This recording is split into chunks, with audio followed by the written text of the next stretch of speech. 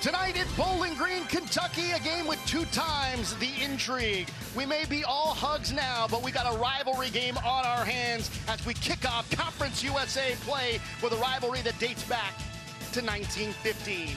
College football on CBS Sports Network is presented by Geico. And tonight, it's the 73rd edition of the 100 Miles of Hate rivalry. Middle Tennessee takes on Western Kentucky. Hi, everybody. Welcome into the broadcast booth. Alex Novario alongside former Notre Dame quarterback Malik Zaire. Malik, Conference USA is going to be dependent on both of these teams having good seasons. Western Kentucky usually at the mountaintop. Middle Tennessee wants to get back there. This is going to be a good start to see where we're at in CUSA. Yeah, styles make fights. These teams are very similar defensively. They run a lot of tempo offensively. We're expected to see a photo finish for this one tonight. All right, let's talk quarterback, something you're very familiar with. We'll start with Western Kentucky and Austin Reed. Probably no better leader in Conference USA than Reed. Led the nation in passing yards last year. If anywhere in college football you want a quarterback to do their job, Austin Reed is the guy. He does it from his feet, he does it from his creativity, and he's not afraid to be the bad guy to get his team back on track when he needs to get the ball in the end zone. I love this kid. 78 career touchdowns. Can't ask for much more. As for Nick Vadiato, the newcomer for Middle Tennessee, started a couple of years ago, redshirted last year, now starting to show out for the Blue Raiders. A guy that you love to see progress through his career, using his legs more, and he's a very, very smart football player, a guy that's going to put his team in great position to win, and this is what you love to see from Nicholas Vadiato. So here's a look at the series history. It's the oldest rivalry in Conference USA, again dating back all the way to 1914. Western Kentucky leads the all-time series, but that just started last year as they picked up a victory to move to 36-35-1. They've won 4 straight in the series. Western Kentucky won the toss, has elected to receive the opening kickoff. In this day and age, you don't see that very often. Western Kentucky in the red, Middle Tennessee in the white. We're getting ready for 100 Miles of Hate here on CBS Sports Network as a kickoff. Looks like we are going to get a return here, and we're going to get a hit as number 8, Easton Messer, on the return here for Western Kentucky. And it will start the drive just shy of the 20-yard line. Actually, they're going to move them back all the way to about the 16-yard line, and that's where they're going to start. So excited for this Western Kentucky offense, man. It's going to be a great game, great matchup, and high-flying points on the board. So Austin Reed and led the nation in passing yards in FBS football, and looking for another season like that to put him among the all-time great quarterbacks here at Western Kentucky. On first down, passes to the right side over to Malachi Corley. Malik, we were here a couple of weeks ago and we saw Corley go down, dealt with a rib injury, was held out of the next game, and is slowly making his way back into form. One of the best quarterback wide receiver combos in the country. Quick pass to the outside to Dalvin Smith, and he gets close to the sticks there, and they're going to keep him short of the first down here as we approach 30 seconds gone by here in the first quarter. Yeah, well, you're starting to see Western Kentucky's offense move fast. They're going side to side, get it to their playmakers, Dalvin Smith and Malachi Corley, and then let the other players on the field make the play. You know, you want to take the ball out of Austin Reed's hands early, get him comfortable, get him going early. It's a volume thrower right here. He's getting better with time. It's like the fine wine, man. He gets better with time. It's going to be third down here for Western Kentucky. 2 receivers on this right side. They're going to hand it off. Marquise Stepp, the ball carrier, picks up the first down and a little bit more as Hilltopper's just shy of the 30-yard line. We like to play with tempo here, although Western Kentucky more likely to change up that tempo as we take a look at the offensive starting lineup here, led behind Austin Reed. And we talked about Malachi Corley, one of the top wide receivers in the country, making his return here. Dealt with a rib injury in that South Florida game, the opening game of the season, as we get a pass left side to Messer, able to break free down the sideline and pick up another first down. 12-yard pickup there for Messer on first down. One of Austin Reed's favorite targets is Messer. He's been continuing to find him on the field, and he's starting today very hot. So here on first down from the 38, Reed. Quickly left side here to Burt. Burt finds a little bit of a seam down that left sideline for Trey Fluellen, able to force him out. Take a look at the defense here for Middle Tennessee. The guy that pops for me is Trey Fluellen. Now, what I like about him so much is that he's going to make a play on the field where you're going to notice. He's going to make plays that you remember on this Middle Tennessee defense. Reed had some trouble, had to step up in the pocket to elude the rush. Passes left side, and it's incomplete. Looking for Craig Burke Jr. on that left side, the fifth-year senior out of Columbus. What an interesting start to a game. They started the first 4 or 5 plays just throwing the ball to the sideline and saying, hey, our skill guys are better than your defensive backs, and this defensive, the secondary has to do a good job of tackling in space, because I tell you what, Tyson Helton is going to challenge you out there. So another third down situation here for the Hilltoppers. They'll put Corley in motion in the top of your screen, headed to the bottom. Reed finds Corley, gets his hands on it. It's incomplete, but a penalty marker comes out.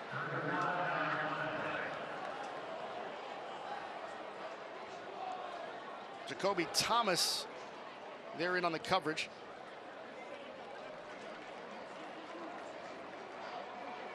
Rodney Burnett, you couldn't hear him there, but pass interference called against Western Kentucky. They try to get a little rub route with the motion to try to take advantage of the spacing out there, and it's a quick throw. It's a good first down call, but you got to be able to run a route as a receiver. You can't look like you're picking or blocking the defender on his route to stopping the receiver from catching the football. So it's ticky-tack stuff, but they got to be able to be clean as a tempo offense, because this is what you don't want. You don't want to start playing behind the sticks as a tempo offense, because that leads to what Tyson Helton says, head coach for Western Kentucky. We don't want to be a 3-and-out with 41 seconds taken off the clock. Tyson Helton now in his 5th season as head coach of the Hilltoppers, doing a nice job. Get a free play here. Reed fires, looking, and it's incomplete, looking for Corley. And almost gonna get 5 yards. On the offside is Zaylen Wood, jumping a little early.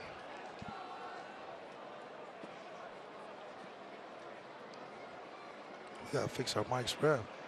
Ref's mic right there.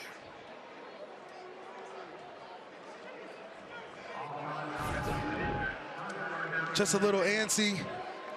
Got to hold your water defensively, but great job by the center being able to recognize, snap the ball, get a free play, something that Austin Reed loves, because then he can just take a free deep shot and make a bad play even better for the offense. It's a little more manageable here, but still 3rd and 13 here for the Hilltoppers.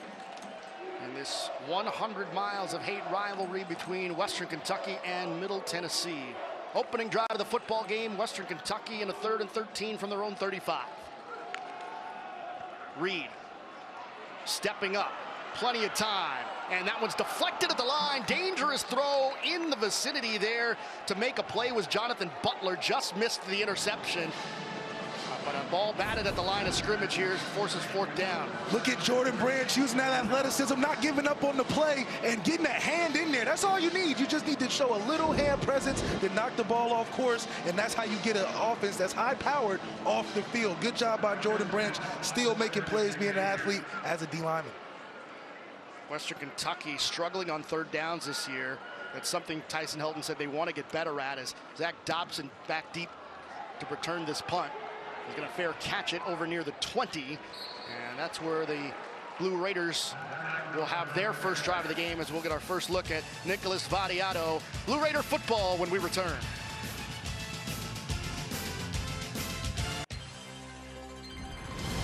College football on CBS Sports Network is sponsored by Geico. For all your insurance needs, it's easy to Geico. By Verizon. Get the new titanium iPhone 15 Pro on us. And by Kubota. Together we do more.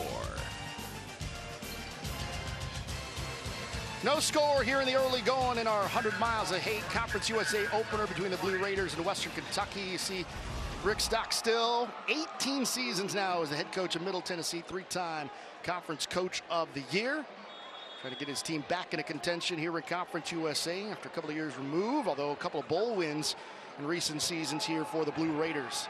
Doing a really nice job is on 1st down, trying to run the football, something they're trying to do a little bit better, as Nicholas Vadiato handed off to Jaden Krettel there. Vadiato started a couple of seasons ago, a few seasons, kind of thrown into the fire late in the year, redshirted all of last year, and now getting an opportunity this season. Malik, you've got a lot of this. You like a lot of the skills this kid has. Absolutely, a very cerebral guy, a guy that's always going to get the offense in the right checks, the right plays, and he's going to make the best decisions to not turn the football over. And he's doing a good job this far this season. No gain on first down. Vadiato pass complete to Credle there, I should say, as Aaron Key comes up with the tackles. We look at the rest of the Blue Raiders offense. A lot of receivers going to get a lot of touches. This offense likes to move fast, Malik.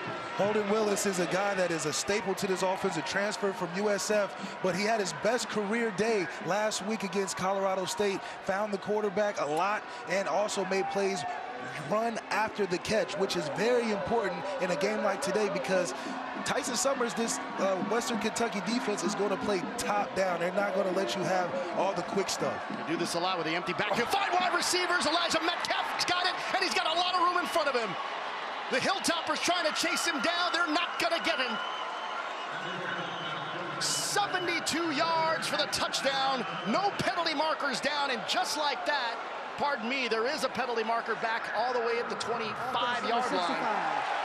5-yard penalty remains third down. Wow. Just when you, that's like lightning in a bottle right there. So Julius Pierce, the right guard, called for the penalty there for Middle Tennessee. It's going to knock off a 72-yard touchdown pass. Devin Hayes got to get his hands off of him. It's a little too grabby, but Nicholas Vadiato, we talked about making great decisions, getting his offense in the right place. He's got to be. He was able to find the hole in the defense, throw away from the pressure, and an easy slant to one of the fastest players on the field in Elijah Metcalf, a guy that Tyson Summers was worried about when we had our coaches meetings, as he's the fast and he pops on the screen. He's electric, and he had an electric play right there. Hopefully, we can't give that up again. So we got Frank Peasant in the backfield, so 4 receivers, 3 stacked up top to the right here.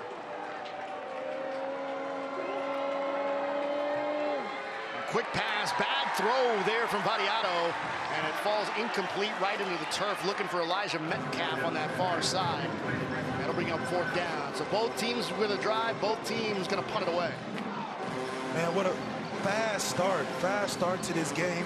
Both offenses are going to what they know best. Quick game. They tried to run the football a little bit, but now they got to open it up. And what I like about Western Kentucky defense is that they're saying, hey, we know that you have a guy that's a cerebral quarterback, but we're going to make him uncomfortable today. And they did a good job by getting hands in his face and a little bit of pressure. Katie Hutchinson back to receive the punt here for the Hilltoppers. Having to retreat back. Nice booming punt there from Miles Tillman. Loses one tackler, lowers his shoulder, takes a big hit after it crosses the 35, and Hutchinson finally brought down.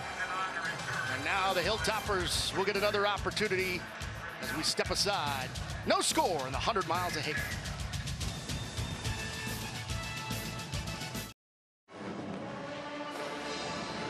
.51 remaining in the first, still no score here in this Conference USA opener between the Blue Raiders and Western Kentucky. Malik, let's take a look at your keys. For Middle Tennessee, I got playing from a lead. You want to get up early and put pressure on this offense that where you can make and force mistakes late in the game. So for Middle Tennessee, they got to play from the lead. Special teams matter. It's not always about scheme, sometimes about field position. Flipping the field on special teams and having great success in the field goal game is going to be clutch when the points are going to be close. And then for Western Kentucky, get off the field on 3rd down like they did previously. And last but not least, they got to be able to finish the scoring red zone. So now the Hilltoppers are their second opportunity on offense here. Hand the ball off on 1st down. Marquis Stepp, the ball carrier.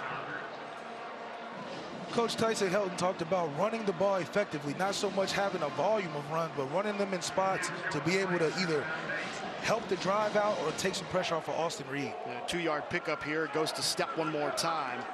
So try to add to their run total here. Going to get a couple of yards. It'll be 3rd and manageable. Coach Helton talking about trying to get into position for these 3rd and manageables, but they have not been good on 3rd down this year. Just 30%. That's 6th in the league and 122nd in the country. As we see offensive coordinator Drew Hollings' head. And that makes a total difference. If it's tough to do things on third down, that means you have to have a better first down to get better situations for third down. And this is a manageable down right here. 3rd down and 5. Reed looking, backpedaling as he fires left side, right at the line of scrimmage here to Elijah Young as he checked it down, and not much there. So another unsuccessful 3rd down for the Hilltoppers as Jonathan Butler there to make the tackle. Reed, you can sense a bit of frustration here early as he heads to the sideline here. Got to find a little rhythm. They ran the ball twice, threw it on 3rd down. It was pretty predictable. But Middle Tennessee is not allowing Austin Reed to just flex his quarterback skills out here. He's got to be precise, and he's got to take what the defense gives him long enough until he can find those creases. But right now, Middle Tennessee has his number. Tom Ellard from Melbourne, Australia, lets the punt fly, and Zach Dobson with the fair catch at the 13-yard line. They call it the 100 miles of hate between Middle Tennessee and Western Kentucky. So far, no score.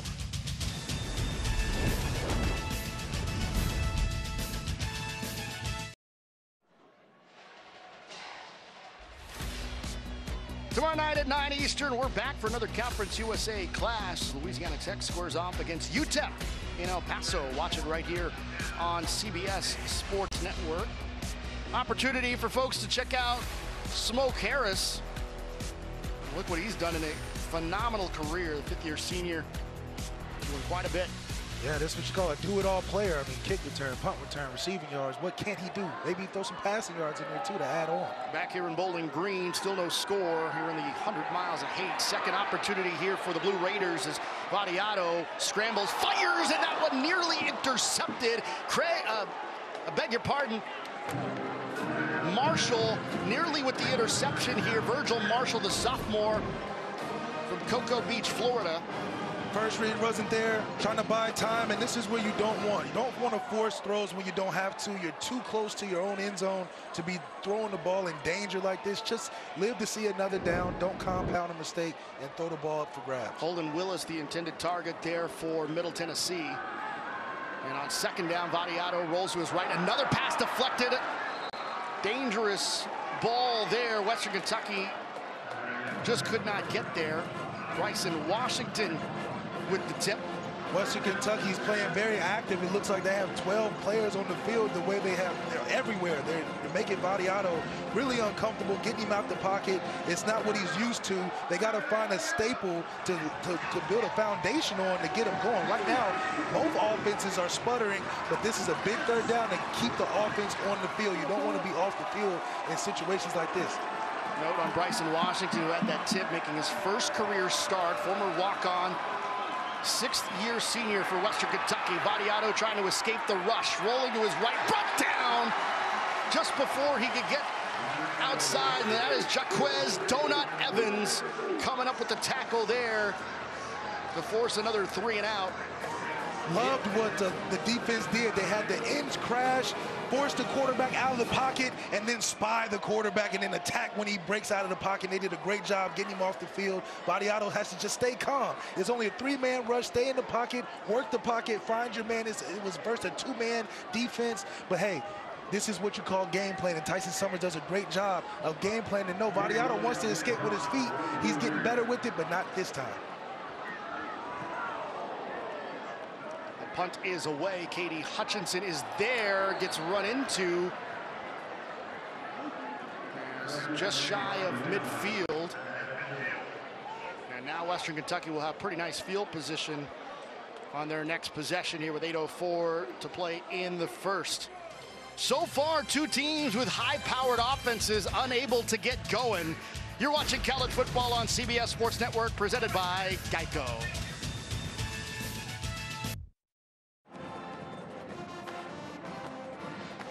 Two teams known for their offenses getting off to a sluggish start. It's been the defense that's been the story so far in this 100 miles of hate. 4 total possessions in this one, 4 punts, just 2 first downs. 42 total yards of offense, and kind of hoping for a rhythm to get going here, Malik. Yeah, this is where you want to slow down the offense, give them good plays each and every time the tempo isn't quite working out how you want to, and let Austin Reed cook. This is where you allow him to develop some progression reads. Take your time. You're on your own 50. We're starting here right at midfield. Excellent field position for the Hilltoppers. Lets it fly. Finds Corley on the sideline. Out of bounds inside the red zone. And already getting things off to a nice start. Great connection there, Reed to Corley. This is what you got to do. Take a shot. They've been throwing the ball sideline to sideline. Now when they take a chance deep against a secondary that's worse than Conference USA, this is where you have to win right here. Taking shots. 32-yard pickup. Looking to the end zone again. This time a little too strong. Kind of falling away from the throw there was Reed. K.D. Hutchinson, the intended target. Austin Reed being decisive and finding his playmakers. You got to go to Malachi Corley. He's always a good answer for you. When in doubt, throw it to 11. Finally able to throw it to 11. There was kind of a scare. We were here for the South Florida game to kick off the season, and Corley left in the first half and did not return. Ended up dealing with a lot of rib pain is what the injury ended up being. Tonight's Red Zone brought to you by Verizon, as Reed looking towards the end zone, into the fingertips and incomplete. Craig Burt Jr., the intended target, got a little shove as his fingertips touched the football from Trey Fluellen. And this is what Drew Hollings said, the OC for Western Kentucky expects more from Burt right here. And he can't drop this play. This is something that as a senior, you got to be able to make. It's right through his hands. And Austin Reed is definitely going to have a conversation with him because, hey, you miss a play like this can count in a drive where you need points. And we're not talking about 3. We're talking about a touchdown. Craig Burt's got to be better. This is what the OC means by he wants more from him. He wants to be able to have him useful in the game, not just Malachi Corley out there. Another third down situation here. They're going to dump it off here to Irvin Poindexter. Down to the 10. Looking for the pylon. Did he get there? Touchdown. 18 yards. Davion Irvin Poindexter going airborne to get in the end zone for the Hilltoppers. Man, look at that athleticism, the stretch. That had to be a 5-yard takeoff that he had. But that's what you want from Austin Reed when you talk about a senior guy who knows how to find his open guy. The running back is the most open receiver in any play. Great job finding your check down because you don't always need it down the field. Just find your check down, let your athletes make the play. Look at that extension. Woo, that's an athlete for you right there. And definitely saving a red zone drive where they needed the 7 and not the 3. And call on your running backs, man. The running backs coming through, not just the receivers. Nice little jump and stretch. The Western Kentucky track coach going to be giving Coach Helton a call later. Giving Coach Helton a call later. He's like, hey, is Davion available later on? That's right. We need a long jump specialist right now. There you go, Austin Reed. That's how you get your guys going. You don't always have to be done by you. It can be done by the guys that make it happen in the run game. Lucas Cornero in for the point after it's up and it's good. So 7:34 remaining here in this opening quarter. Western Kentucky taking a 7-0 lead on Middle Tennessee. And the other big thing is they were able to convert on third down. As a quarterback, it's a blessing when you don't have to throw the ball down the field. You can just dump it off to your running back, and he can take it all the way. And Austin Reed did a great job of finding space, not getting outside the pocket, and this is a free run. Middle Tennessee cut a guy loose, and then you're going to pay for that with a touchdown. He's like, did he get there? Did he get there? Yes, sir. What an athletic play. He surprised his quarterback right there. Austin Reed, a national champion back in 2019 for West Florida.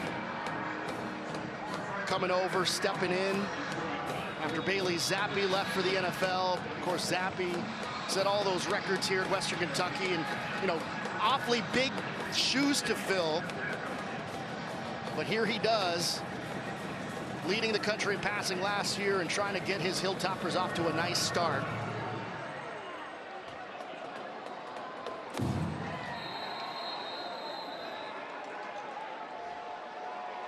CBS Sports celebrates Hispanic Heritage Month.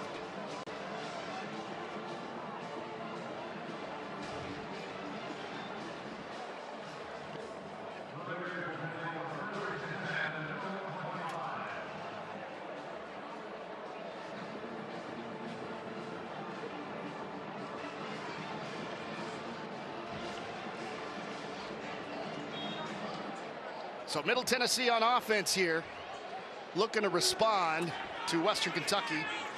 DG England Chisholm up at the top of your screen at wide receiver. So Blue Raiders looking to respond. As Krettel taking a big hit before he can get to the line of scrimmage, and that Western Kentucky defense playing with a little extra oomph tonight, Malik. Look at all the hats to the ball. Aaron Key in on that play. Man, when you talk about aggressiveness and flying around, usually that's Middle Tennessee's identity. But Tyson Summers got these guys locked in and fired up to play, and they're not allowing this RPO offense to take effect in both pass and run. They said, if we're going to hand it off, we're going to shut it down. Here's Metcalf on the end around, and Hilltoppers had that sniffed out all the way. Virgil Marshall among those in to come up with the tackle. What you love about this defense is the fact that they can create turnovers. Tied for first last year and tied for second right now. And they're not slowing down. And the reason why is because you have an aggressive defense. When everybody's flying to the ball, getting hands on the tackler, the ball tends to come out of their hands and they make a play on it. And what I love, too, is that they're not backing off the aggression. It's third down, and they say, hey, we're still going to show pressure and make it comfortable. Middle Tennessee 0 for 2 on third down, but they've been very good this year. That's going to fall incomplete. Jaden Krettel, the intended target. They've been third in Conference USA in third down conversions at just under 43% entering tonight's game. But get another 3 and out here. And the Blue Raider offense, who has been playing pretty well this season, gonna have to punt again. They probably don't love Adiato getting out of the pocket this much and having to find his checkdowns this fast, but it starts up front. They have to find a way to protect long enough to get their quarterback comfortable so he can go through his progressions. Right now, he's just running with a chicken like his head cut off. Hutchinson back to receive the punt here for the Hilltoppers. He's gonna let it bounce. It bounced well in front of him and comes up with it, goes to retrieve it, and ends up having to get his hands on it to prevent it rolling even further towards his own end zone. Ends up getting brought down at about the 25-yard line. So Austin Reed will send his offense back on the field. 23 touchdowns, 4 interceptions his career here in Bowling Green. You know, we talked to Coach Helton and Coach Hollingshead about his leadership and that he's a next level leader.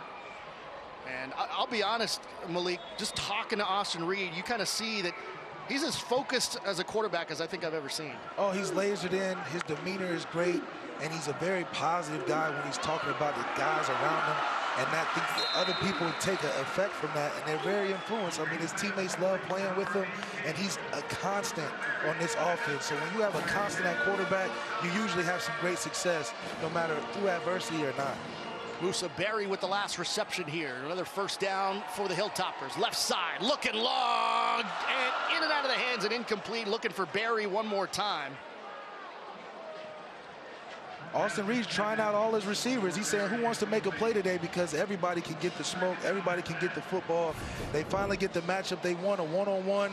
And Austin Reed just knows who he wants to throw it to. And now he's just got to put the ball in a better position to be able to make the play. But this is what you want. Take some shots down the field once you start working the defense and getting the man matchups that you like.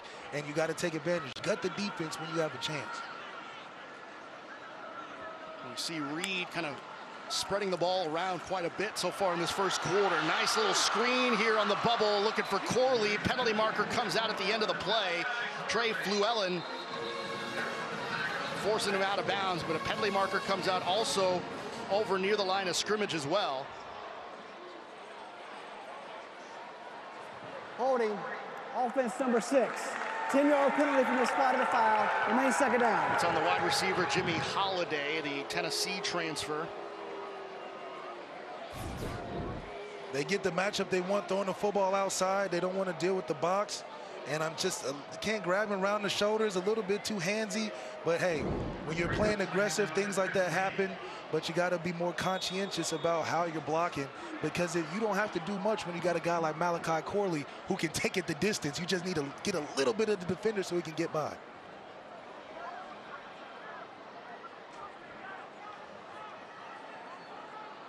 Four receivers here with Elijah Young in the backfield. Craig Burt up at the very top of your screen at wideout. And we hear whistles just before the snap and a timeout taken by the Hilltoppers. Timeout.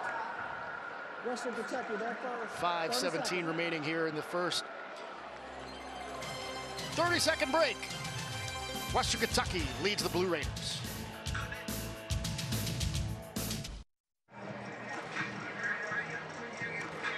The party's been going a long time here at Bowling Green here for this rivalry matchup. Alex Nobario, Malik Zaire here at Western Kentucky for this 100 miles of hate. 7-0 lead for the Hilltoppers. As we take a look at Austin Reed, again, as we talk quarterbacks here, and they've got a good one here at Western Kentucky, Malik. Not a huge drop-off from Bailey Zapp, who actually put up career and Hall of Fame type of numbers, and he's following right in the same footsteps, being impactful for a Western Kentucky offense that puts up a lot of production. Nice little run there from LT Sanders. He bounced off a defender and kept the feet churning for a gain of 8. And this is what you got to do to balance these drives out. Got to run the football to give Austin Reed some leverage to work in different positions. When you're just throwing the ball every time, the defense can get locked in, they can pin their ears back and make it tough for Austin Reed to go through his progressions. But when you can run the ball for 5 yards a pop, 6 yards a pop, you can really open up a lot of what this defense is trying to do to you. We'll see what they have drawn up here on 3rd and 7. Reed fires into traffic, pass complete to Messer. Easton Messer, the redshirt freshman from Louisville, had a really nice start to his career. 1 reception for 44 yards and a touchdown against FIU last week. Great zone finder, becoming one of Austin's favorite targets. They got another one. I should say last season, and he's really come on strong here this year. Offside. Defense number 92, unabated. 5-yard penalty, remains first down. That's on DeMonte Smith of Middle Tennessee, but back on Messer, you know, Coach Tyson Helton told us that he really likes the player he's becoming, and a player that now Austin Reed can rely on, especially when Malachi goes down or maybe Malachi's getting double coverage. He knows he can rely on Messer to be that player as well. Play action. Pass complete to River Helms, the tight end, finding some room to the sideline, picks up a first down before Trey Fluellen forces him out. You gotta love the fact that the blocking on the perimeter has been superb. All you need is a piece. Good job, Malachi Corley, getting a piece of the defender and allowing your tight end to get outside and make a play. This is what it's about, perimeter blocking against a secondary that struggled when that front seven of Middle Tennessee is something that you don't want to deal with every play. Get to the outside and allow your skill players to win the game for you in the run game as well. These RPOs are extensions, like long handoff, extensions of the run. Huge difference in total yards right now, 124, and then get a tip at the line of scrimmage there by Quindarius Dunnigan, the redshirt junior from Chattanooga, able to get his hands on it and knock it down. Middle Tennessee does a great job of disrupting the flow of a drive. They give up a huge first down and come right back and bring pressure and knock down the ball that Austin Reed has to find and change the arm angle, because if he completes this, it's another gash for a Middle Tennessee defense. But great job by Quindarius Dunnigan to get his hands up and knock the ball down. Dunnigan so far this season, 16 tackles, 5.5 TFLs, and a pick for the Blue Raiders defense. Pass thrown behind and high, looking for Corley. That'll bring up 3rd down. Oh, man, these are the plays you want back as a quarterback. You're missing gimmies. These are layups. You got to find your way to get the football with these arm angles. I mean, these guys are active.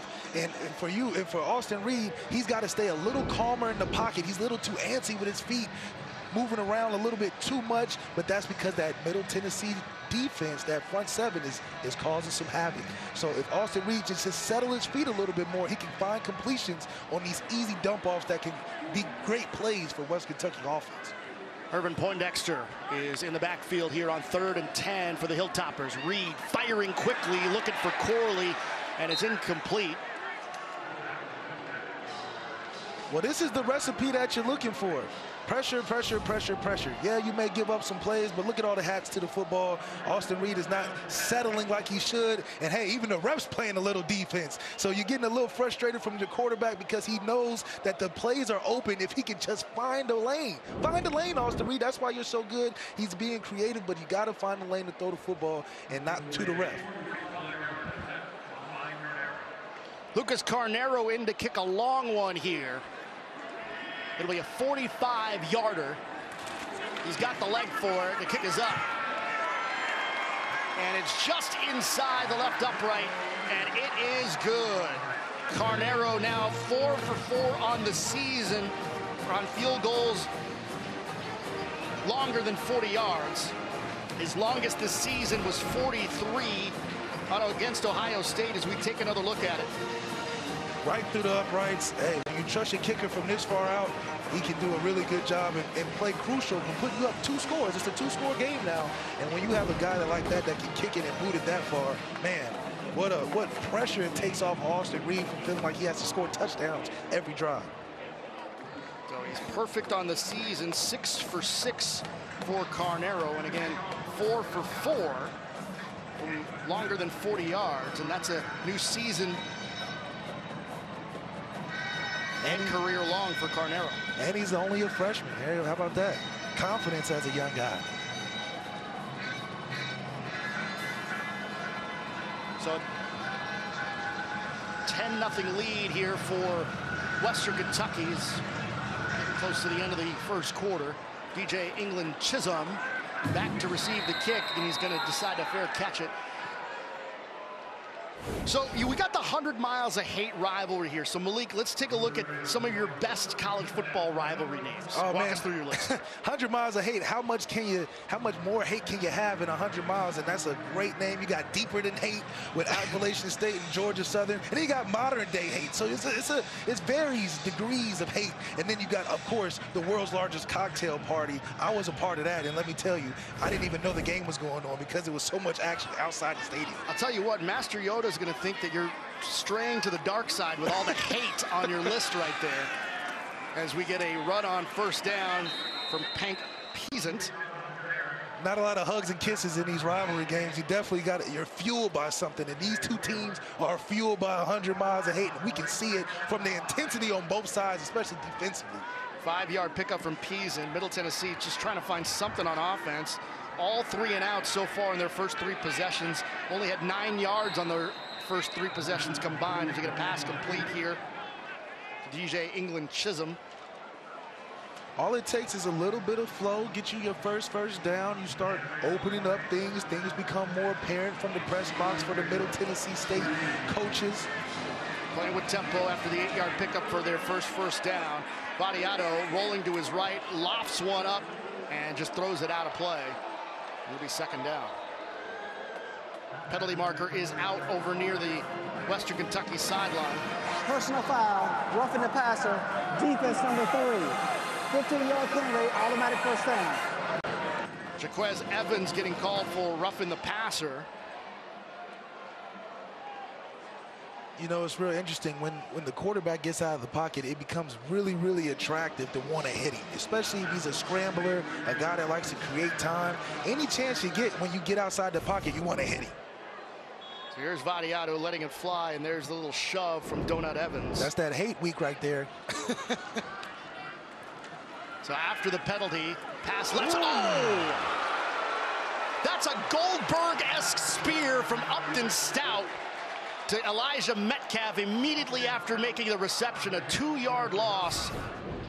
This is what you call a heat-seeking missile. He identifies and flies to the football. The receiver had no chance to put a body on the body to block. And if I'm number 9, I'm upset. Elijah Metcalf, I'm having a conversation with my teammate right there. Like, you gonna let me get a lookout block like that? You gotta be able to at least slow him down a little bit.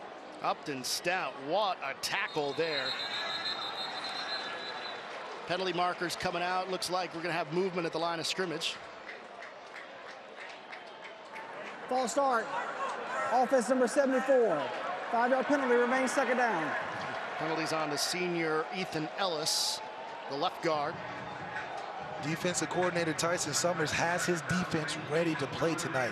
Is the full moon out? Is that what's causing all this intensity or what? He did mention that his defense is very gritty. They're very intense, sometimes blindly intense, and that's a good opportunity right there to see why they're so intense. They fly around to that football and they make tackles. Peasant gets tackled, ball comes out, but the whistles blow almost immediately after the skirmish as Deontay McCray there in on the tackle. They're turning into the Western Kentucky heat-seeking missiles out there on defense. They're just flying around without any regard. Middle Tennessee, especially that offensive line's got to put some hands on people. The receivers have to do a great job of blocking on the perimeter. I mean, hey, this is a physical matchup that's all about aggressiveness on defense. Variado. Here comes the pressure. Escapes. Left side. Looking to get rid of it. Fires, and a pass is complete and brought down. Holden Willis with the reception. The transfer from South Florida. Virgil Marshall able to wrestle him down after the 10-yard pickup, but not good enough for a first down. They could be about 8 yards shy of that, so the punting unit will come on. Variado's got to find a way to calm himself. He's too ready to get outside the pocket and run full speed to the sideline. He's got to be able to slow down, take your time, because the pressure isn't always there. It becomes pressure when you run outside of your protection, and now you don't have anybody blocking for you. You're running for your life out there. Katie Hutchinson back to receive the punt here from Miles Tillman. He's going to let it sail behind him in a collision by two Middle Tennessee players. And it's going to take a bounce. It's going to be down right at about the 16-yard line. And that's where Western Kentucky's offense will take over with a 10-0 lead. The Dr. Pepper tuition giveaway is back and making college dreams come true. Visit drpeppertuition.com to learn how to enter. So 10-0 lead for the Hilltoppers. Things are going about as well as they could for Western Kentucky. I think they would like to have had a couple of those drives back, those early drives, but I think they like what they see from both their offense, especially their defense. Yeah, I mean, they came with a mission. They came on a mission. And for Austin Reed, he's just got to do a little bit better job of finding angles. Both of these quarterbacks have been playing off platform a lot. You got to stay in the pocket to create some time for yourself, because once you start running and scrambling around in the first quarter, it's not going to get any better by the fourth. So as long as he can find offensive coordinator Drew Hollingsworth, find some good easy throws for him to get the ball out to lessen the aggressiveness of this defense, it'll only help Austin Reed going into the second half. Quick pass to Delvin Smith for the 1-yard pickup. First quarter has come to a close here in Bowling Green. The 100 miles of hate rivalry renewed. And so far, Hilltoppers taking care of the home field. 10-0 lead Western Kentucky. Second quarter next.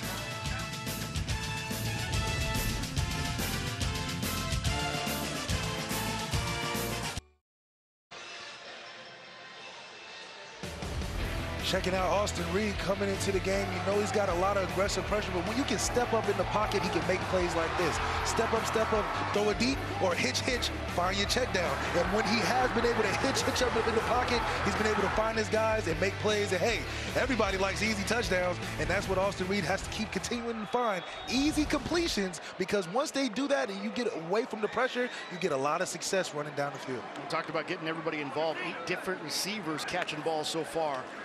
After 1 quarter of play for Austin Reed. Handoff goes to Davion Irvin Poindexter.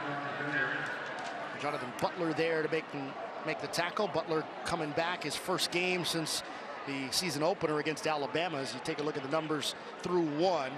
No conversions on third down from Middle Tennessee. 3 for 6 on third down. That's the important one to look at for Western Kentucky, who's been struggling this year in those third down situations. Yeah, definitely not the way you want to start. If you're Middle Tennessee, 0 for 4, not a lot going on, but thank goodness it's 4 quarters of football. They can bounce back this one. But right now, Western Kentucky's on a roll, a nice hot streak to where they just got to continue finding the right passes like this one. Speaking of third down, they get it on a screen there to Malachi Corley, but it's going to be short of the first down as Trey Fluellen cut him off.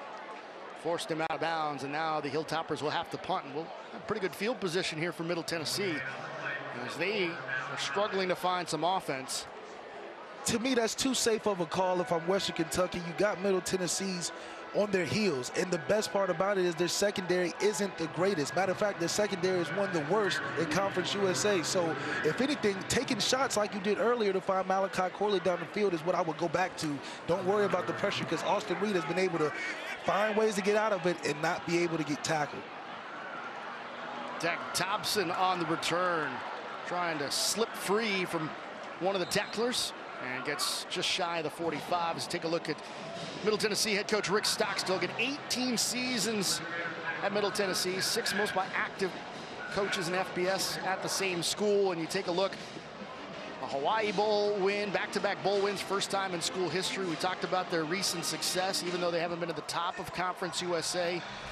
But now with UTSA out of the picture, you got teams like Western, Middle Tennessee, all thinking, you know, we've got a shot here to be the Conference USA champ here in 2023. Going to pass left side to Justin Olson.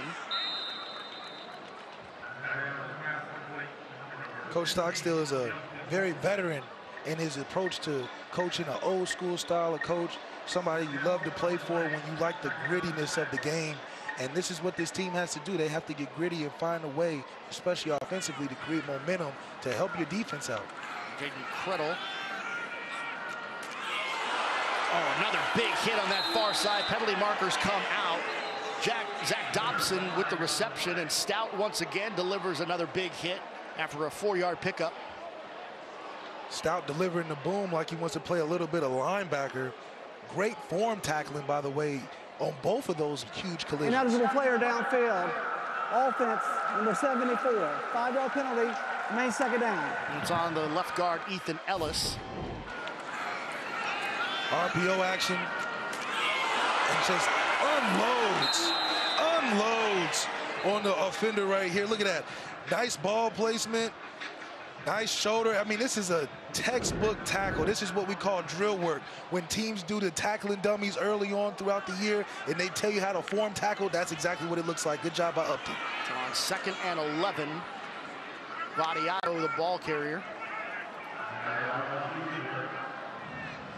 Gets about 4 on the play as Kendrick Simpkins brings him down.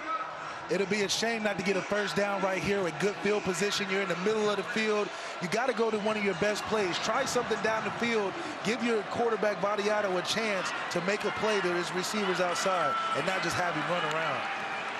There you go. Empty the backfield here as the rush comes. Jaquez Evans could not get to Vadiato. Firing down the sideline, looking for Justin Olson, and it's incomplete, but we do have a flag down over near midfield. Defense number 3.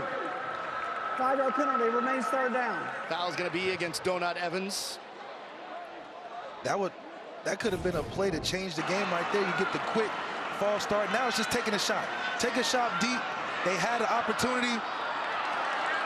This is what we used to say at Notre Dame. Change your life. Olsen, change your life right here. You got to make this play, help your offense out, get the defense off of your back, the monkey off your back that they have now. Olsen and Vadiato, they connect usually, and hopefully they can get back to doing that, especially when they have plays like this. Got to be a sigh of relief for that Western Kentucky defense. Still have an opportunity for a knockout here on a 3rd down and 1. Vadiato is just going to tuck it himself and get across the 45-yard line of the Hilltoppers and pick up another first down. Like Coach, offensive coordinator Mitch Stewart always talks about, that they're going to live and die by this quarterback in Vadiato. So however he goes, the offense goes. So when it needs a crucial situation, guess who's getting the football? Number 11.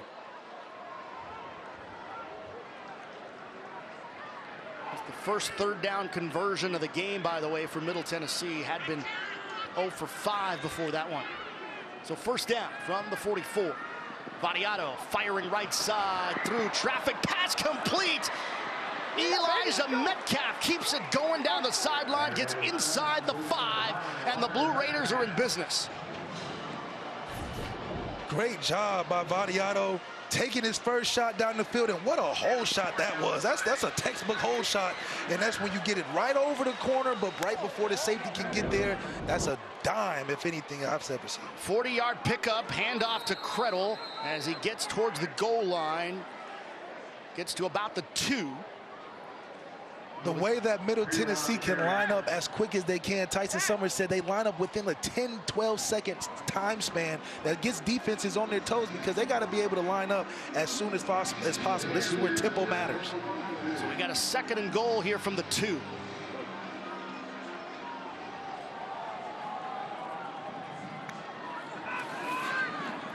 fake on the handoff. Here comes the rush, and they've got Vadiato brought down. Killen Guidry able to come up with the sack for the Hilltopper defense, a loss of 5. Another RPO opportunity. You got 2 on the outside. It's time to hand the ball off. You end up making a bad decision, but you didn't make it worse by trying to make a play out of you. Get what you can, but in that situation, hand the football off. You're 3 inches from the end zone, it feels like, and you're trying to throw the football. That's a bad play of Vadiato. And the corner, Davion Williams, the first to make contact here. 3rd down after the loss. Pass towards the end zone. Got a man looking for Elijah Metcalf. It's incomplete. That's supposed to be money right there. Another RPO with the slant behind a blitzing linebacker. Perfect timing by Vadiato. Great anticipation. Elijah Metcalf has to be able to account for that, get his head around, and know where you are on the field. This isn't in the open field. Everything happens fast in these windows in the red zone. He's got to get his head around and come down with the football, because you don't want 3 here, you want 7. 23-yard attempt coming up for Zeke Rankin, the junior from Alcoa, Tennessee. The Blue Raiders trying to get their first points of this rivalry matchup. And a little chip shot is good. So Middle Tennessee on the scoreboard here. Under 10 minutes to go first half. Blue Raiders finally get off the schneid. They trail it by 7.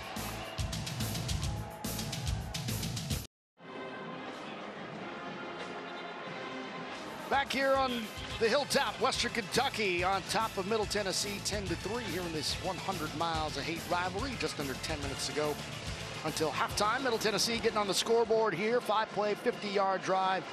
Zeke Rankin puts them on the board with a 23-yard field goal. I'd say both of these teams, Malik, have been struggling, at least in different stages of the game. Western Kentucky, remember they had the 3-and-out on their first drive, and even that second drive they were sputtering a little bit, and they finally were able to get going. But even that second scoring drive where they got the field goal, they weren't able to finish it off. It was kind of stop and start, some penalties involved, and then Middle Tennessee just barely starting to put some first downs together. Yeah, this is what happens when you are playing a team that's very similar to yourself. Both defenses are aggressive, both teams run tempo, and when tempo's not active or working as well as it should, you get what you get, a tough game. Say top of the morning to your favorite gridiron team as they make their game picks and get you ready for the Week 4 NFL action. Don't miss that other pregame show Sunday at 8 Eastern on CBS Sports Network. Austin Reed leads this Western Kentucky offense back onto the field here. The Hilltoppers trying to pick up another win in this rivalry. Won 4 straight in it.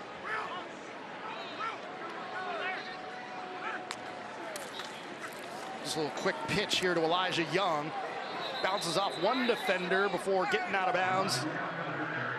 Maybe just shy of the 30-yard line. Maybe a couple of yards shy there after a 3-yard pickup. Slowly finding ways to run the football, get a nice crack toss outside, run a little bit inside, and this is how you start Austin Reed going with 2nd and 7 instead of 2nd and 12. Reed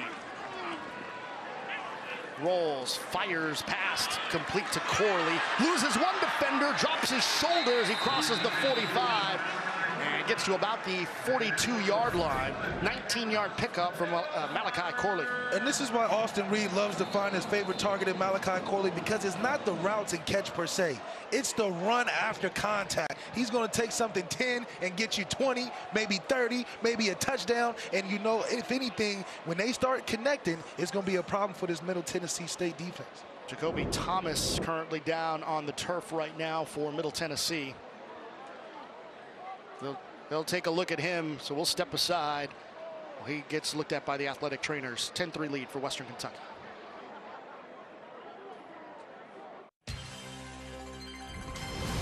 College football on CBS Sports Network is sponsored by ServPro, the #1 choice in cleanup and restoration. By Sonic $3.99 Bacon Peppercorn Ranch Grilled Cheeseburger for a limited time only at Sonic. And by Geico. For all your insurance needs, it's easy to Geico. Well, here in Bowling Green, if you're at a car aficionado, you got to check out the Corvette Museum. Offers a Corvette manufacturing plant tour. Corvette racing simulator, a lot of cool exhibits about the history of the Corvette. You can do that right here in Bowling Green, Kentucky. And this offense used to being like a Corvette here in Conference USA. Austin Reed trying to escape, nearly tripped up, but he does get the ball off, and the ball falls incomplete. Lamonte Smith goes in on the pass rush for Middle Tennessee. Great job by Middle Tennessee, just continually making Austin Reed uncomfortable. Getting him on the ground is huge, and I think they got away with one because he definitely knee on the ground before the ball got out. But it just shows you just how aggressive this defense is staying, and they're not going to let up anytime soon. They're going to really try to make Austin Reed feel uncomfortable this entire game, hitting him, getting him on the ground, showing pressure, coming with pressure. It's a great defensive scheme that Middle Tennessee State is implementing. Reed rolling, looking, firing. That pass, oh, nearly interception. In and out of the hands of the defender, Marvay Myers, the redshirt junior from Orlando, Florida. Just one that kind of kept sailing there on Reed. What we've seen from both quarterbacks is that when they get outside the pocket, these are the throws that they've been tending to make. And either dangerous throws late down the middle. You know, you can't do this. Don't compound a mistake. Just throw it out of bounds. Try to live to see another day. 3rd and 10 is another position that I'm sure that this Western Kentucky offense doesn't want to be in, but they got to rely on their quarterback to get them out. Both of these teams live and die by their quarterback position. Western Kentucky 3 of 7 on 3rd down today. Pass left side, it's complete. Musa Berry with the reception right near the markers, and it's going to pick up a 1st down here for the Hilltoppers. Deontay Stanley in on the coverage. That's how you take advantage of what the defense gives you. They try to drop 8 on you, and when they drop 8, the best thing a quarterback can do is get the ball out fast and on time, and he found his receiver on the outside to make it happen. Great job to move the chains. Reed, left side, finds Corley, put his hand on the turf, stayed on his feet as he crosses the 40. After a 4-yard pickup, Terrell Raby coming up with the stop. There you go, back to a 2nd and manageable. As long as you can have great 1st downs, the rate of success for your 3rd down goes up. And it also puts a lot of stress on the defense when they can't put you behind the sticks. And a great quarterback like Austin Reed is going to take advantage of playing anything above the sticks. 2nd and 6, you can expect a big play action. You can expect a run. You can expect a big regular pass play, things that are available when you're in short field. 2nd and 6, Reed over the middle, caught. Jimmy Holiday just came in, comes up with the reception. The sophomore from Florida, Mississippi, the transfer from Tennessee, picks up another 1st down for Western. A nice mesh concept with a guy sitting over the middle for zone. Austin Reed goes with his progression when he has time. This is what he can do all day. So Middle Tennessee always just has to provide pressure, because if they let him sit back and cook, he's going to cook you well, and not well done, but well off. 13-yard pickup there for Holiday. And on 1st down here from the 25, Western Kentucky looking to put more points up on the board. LT Sanders in the backfield with Reed to his left. Sanders with the handoff. Tackle from behind, but not before he picks up 5. Drew Francis finally the one to bring him down. So we're going to take a look at the Hilltoppers offense. Kind of struggling in the last couple of weeks in terms of putting points up on the board, but that'll happen when one of those teams is Ohio State. Yeah, and Troy's a pretty darn good program in the Sun Belt as well. They played 2 tough teams the last weeks, but I think that's what's going to build character for them to continue to try to score a lot of points going into Conference USA play. And so, yeah, you go through those lulls, but you also find out a lot about what builds the character of an offense. Reed floats one up towards the end zone. Single coverage there as Trey Fluellen in with Dalvin Smith. Fluellen didn't really turn back around, but no penalty marker out. Take another look. Well, I think it's because the ball was so uncatchable that all this extracurricular was okay, and so the ref didn't pull the flag. But great job of Trey to be able to continue to fight even when you felt like you're not going to be able to win the rep. And, hey, they paid off. The ball wasn't a catchable football, so the flag didn't come out. 10th play of the drive here, 3rd down and 5. Reed to Corley, finds some room over the middle, gets inside the 5, and a 1st and goal coming up for the Hilltoppers. 14-yard pickup here, and the Hilltoppers march into the line of scrimmage. Fluellen stopped the touchdown there. Reed. Handoff on 1st down, and nothing doing there for Western Kentucky. Elijah Young is stopped.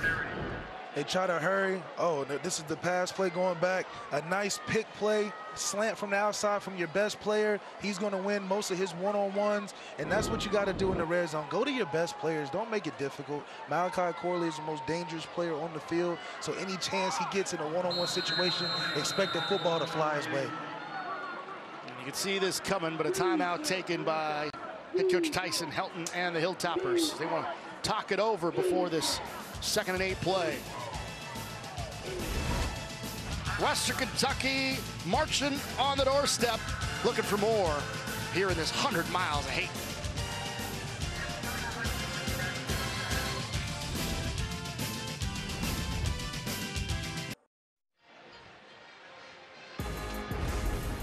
Malachi Corley is why we like watching this guy play, because he makes it look easy. But the effect of what Malachi does for an offense is not just the routes and the catch, but it's the run after catch. He's going to bang you. He's going to run you over. He's going to make it tough for a secondary to keep up with him. And he's going to win his one-on-ones. And this is what he does best. Take a 5 to make it a 10.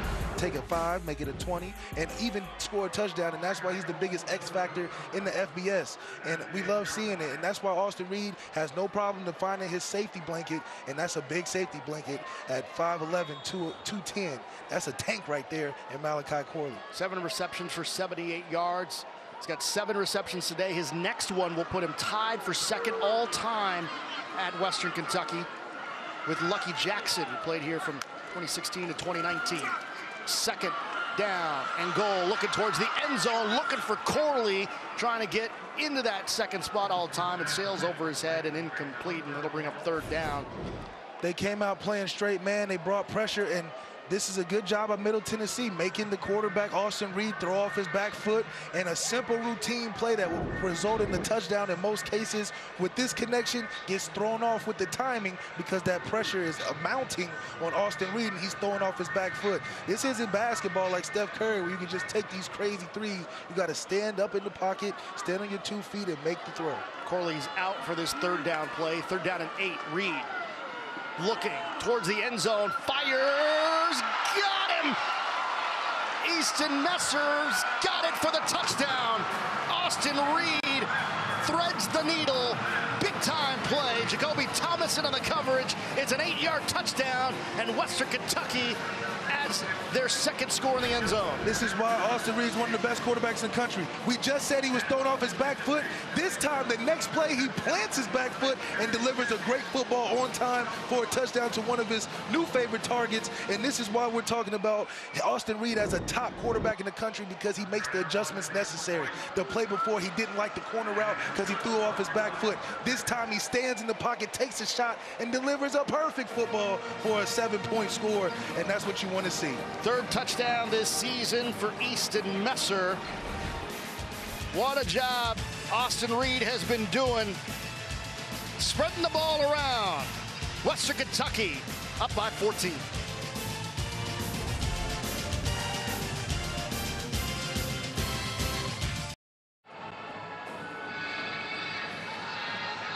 Easton Messer with an 8-yard touchdown.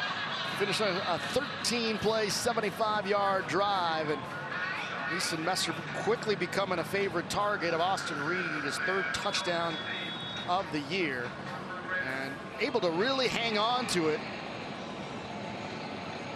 on a really tough throw from Austin Reed.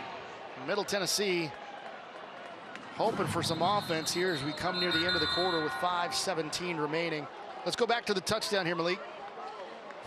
This is what NFL scouts are salivating over Austin Reed, especially the ball placement in the red zone. Look at that great extension, the great catch, throws the ball away from the defense, and the timing of it. If he held on to this football any later, this we're probably reviewing this play to see if he got 2 feet in. I mean, what a great timing by Austin Reed and his favorite target in Messer. And this is what it takes when you're playing against an aggressive defense that's been on your back all day to be able to drop dimes on time. See what Nick Vadiato and this offense from Middle Tennessee can do. They have not done much. Frank Peasant, the ball carrier here on first down, a 5-yard pickup. Middle Tennessee will try to pick up the tempo here. Vadiato on 2nd and 5. With some room, plenty of time, over the middle, fires, and it was a little high for Peasant as he was looking long. He wanted a deep throw on that 2nd down play, ended up dumping it off, but throwing it a little too high for Peasant to handle. When you're throwing the running backs, you almost have to hand it to them just because the radius of catch range that they have isn't very high. So, you know, Vadiato's got to understand that it's KYP, know your personnel and know how to get it to them. Middle Tennessee, 1 of 7 on 3rd down today. Pass is complete to DJ England Chisholm. And they are going to move the chains as he gets across the 35-yard line. Aaron Key coming up with the tackle. Aaron Key just can't hesitate. Just get out there a little faster, but Vadiato beat him with the football. That's a great job. They moved the chains. First 3rd down conversion for Middle Tennessee, and this one is Peasant, the ball carrier on 1st down. Kendrick Simpkins with the stop. Middle Tennessee just has to find a way to stay on the field. I think that's the biggest benefit that can help their defense from being, from letting this get away from them. Find a way to stay on the field, find a way to continue to get first downs, and then find a way to score. Complementary football is key for Middle Tennessee right now. Hosea Wheeler, a bit shaken up and walking towards the sidelines, and a timeout taken here.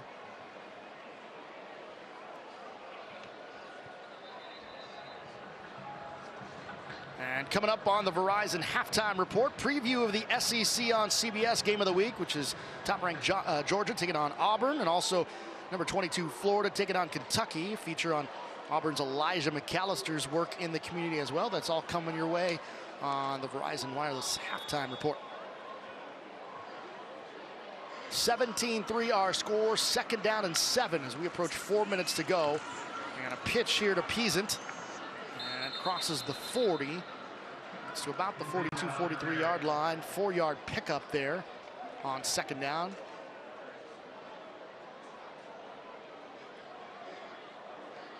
So that'll bring up 3rd and about 4. 3rd and 4 is a crucial down. We talk about staying on the field. They're in the middle of the field, so either your special teams has to flip the field, but you're looking to stay on the field to score points, and Vadiato has to find a way to get this 1st down. Vadiato feels the pressure, rolls right, looking to run, gets hit, loses the football on his way out, and they say no, out of bounds. The Hilltopper players are signaling the other way because the ball squirted out at about the 40-yard line.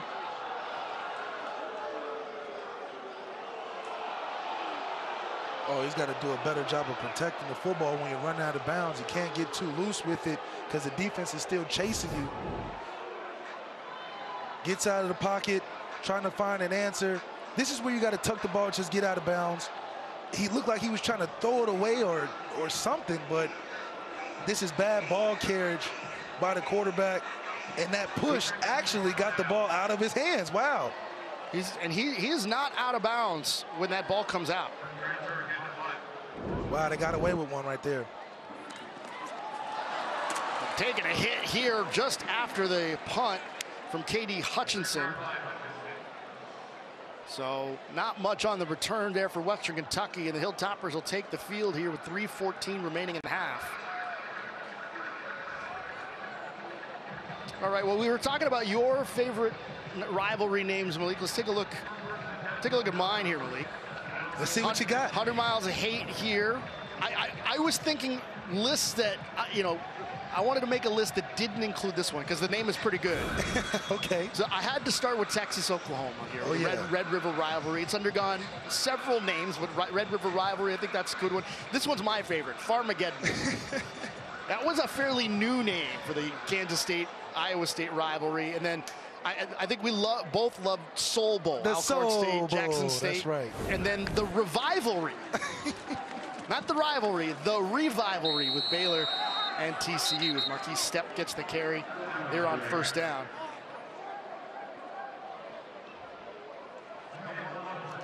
One-yard pickup. Sam Brumfield with the stop here for middle, as they would love to get a defensive stop here. Trying to go in the locker room with some sort of momentum. As Western Kentucky's pretty much dominated here in this first half, and a penalty as Marley Cook.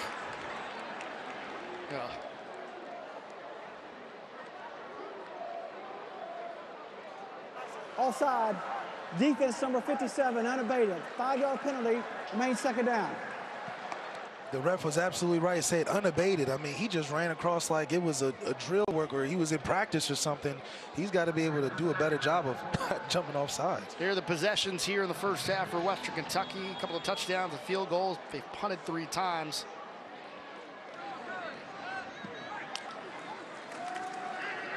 Reed here on second down to get it to Corley. Gets to about the 25-yard line here. Raekwon Hartley with the stop. Finding the ways to get off the field. And a timeout taken by Middle Tennessee. So Corley picking up that 8th reception there, by the way, and now tied for second on the all-time catches list here at Western Kentucky. Take a look at some of the top storylines from the week that was in FBS football. Penn State dominating in that whiteout game against 24th ranked Iowa. And then, gosh, the Blue Devils. Now, I know you appealed to our producer to have this one swiped from the graphic, but we have to, we're a journalist here, Malik. We have to do this. Ohio State goes to South Bend and they beat Notre Dame. The whole description of how it happened is a little wild. We don't need to know it was 1 remaining on the clock to lose, but I tell you what, it was a great weekend of football last week. You were there, weren't you?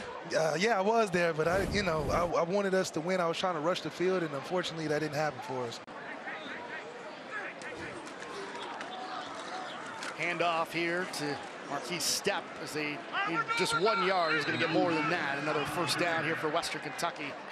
Jonathan Butler there on the stop for middle. The saving grace of this half of Middle Tennessee is to get off of the field before this half and not allow them to score any more points to stop the bleeding, because you got to go in the half figuring out how can we score on our offensive side of football under Badiato. There's been a lot of mistakes, a lot of easy 3 and outs, but you got to get out of this half without points. Pass complete to the tight end, River Helms. Pick up about 5 on first down. Conversely, if I'm Western Kentucky, let's start taking some shots. Let's get closer to the end zone. Austin Reed is cooking right now. Malachi Corley has 8 receptions on brand for this Western Kentucky offense. Let's try to get some points out of this half. Reed, long throw firing to the right side. Here's Katie Hutchinson's got it for another first down for the Hilltoppers. 8-yard pickup there on second down. Every week in practice, a team, especially Western Kentucky, does this 2-minute drill. It's standard, it's routine, it's built into the character of this offense, where you're just marching down the field, running the plays you're comfortable with, running the plays Austin Reed has repped thousands of times in his career. So this 2-minute drill is really practice. This is the drill practice for them. Reed rolling, looking for the block, and he got it as he runs out of bounds. Now we are under 2 minutes, so there are clock stoppages now. The rule changes with the clock this year in college football. It'll be a good opportunity to start finding your way down the field. They're moving a little slow. 5 yards here, 3 yards here, 5 yards here. It's only 1 minute and 7 seconds left. Let's start to get some bigger chunk plays, but Middle Tennessee is doing a good job playing top down, saying you're not going to get behind me.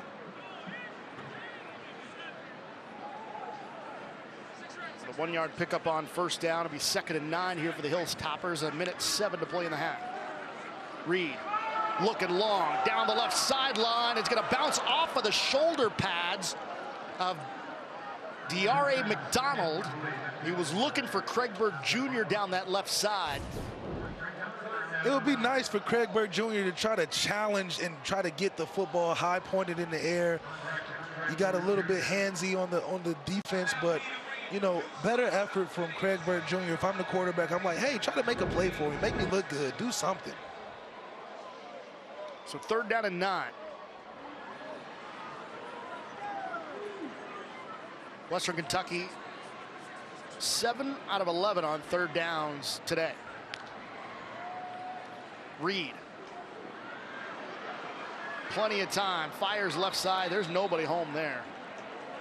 Incomplete. I think his offensive lineman bumped into him, unfortunately, but still a lot of time for this Middle Tennessee offense to at least try to get 3 points with the clock stoppage. You probably get a good punt return right here, try to get close to the 50, take some shots, but mismanaged 2-minute drill by Western Kentucky. I think they could have done a better job of creating yards on this drive, not just nickel and dime, because it wasn't enough to get a first down.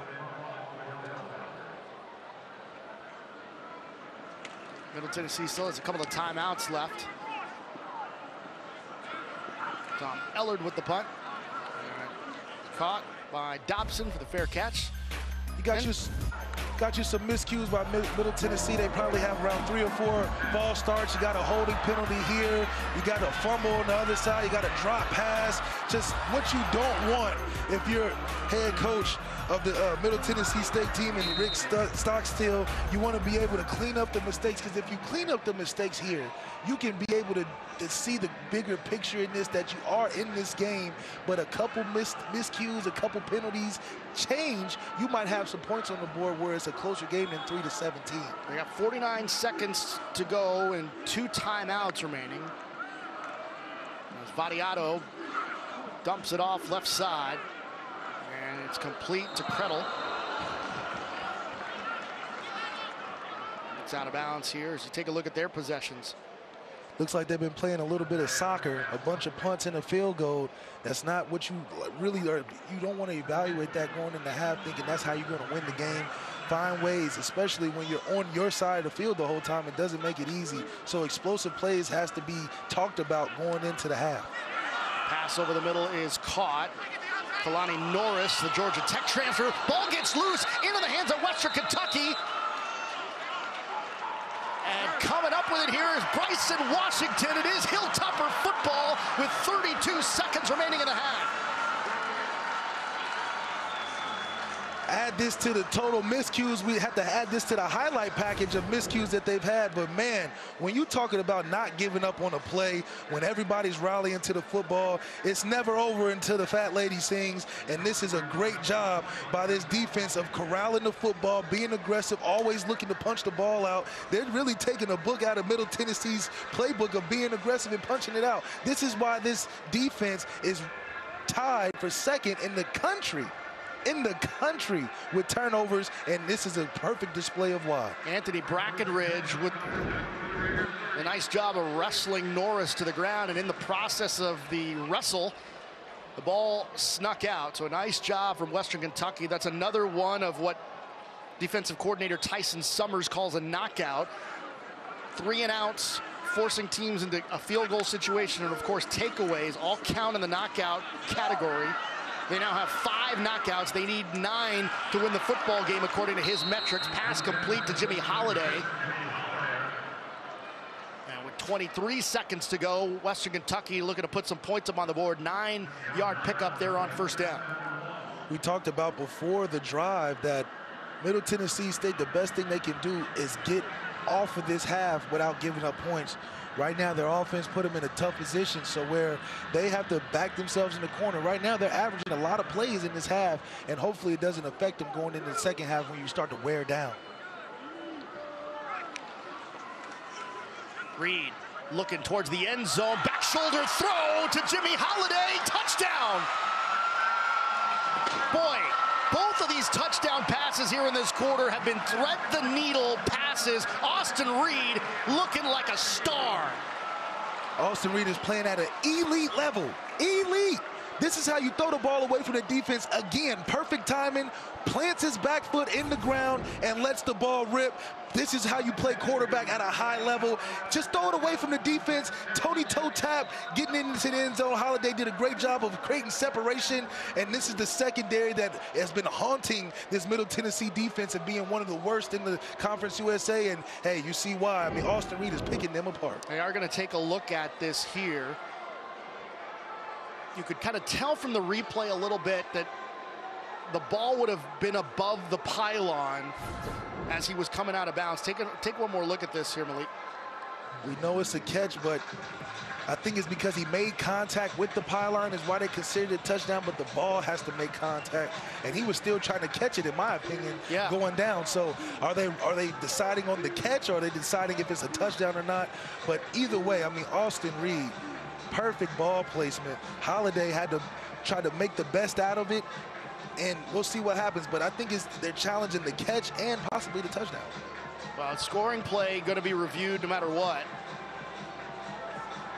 And there was a bobble. I believe they'll give him the catch, but his foot hitting the pylon, is that the same? I don't think it's the same as the ball crossing the pylon. I think there's a chance that they may not give him the catch, because here is the bobble there. And his left foot is out of bounds as he's bobbling it. So if they're reviewing the catch, then they may reverse the call on the catch. I believe they'll probably end up reversing it. Like you said, that bobble was pretty apparent on the way down.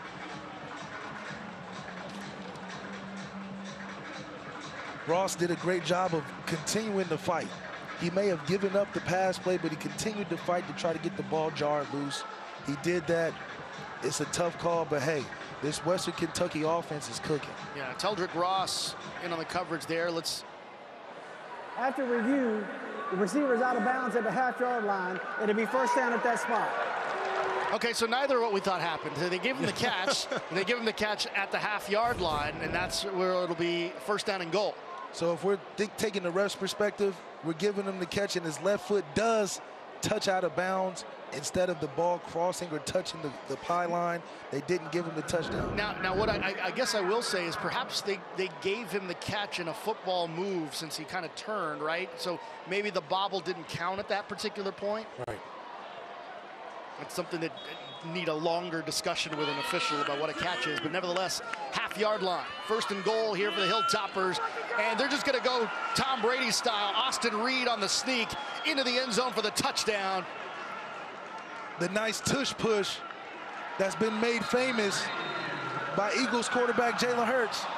They just copy and repeat. Hard to stop when you're getting the tush push going. Way to score right before half, man. Austin Reed is just cooking on fire right now with great passes. It's going to be hard, and this is what you love.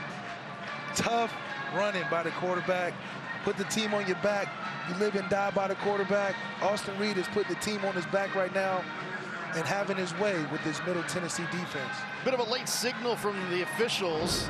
No one made a signal. We could see it clear as day from all the way up here that he got in. 9th time in Reed's career that he's had a passing and a rushing touchdown in the same game, and the ball squirts out for the point after attempt.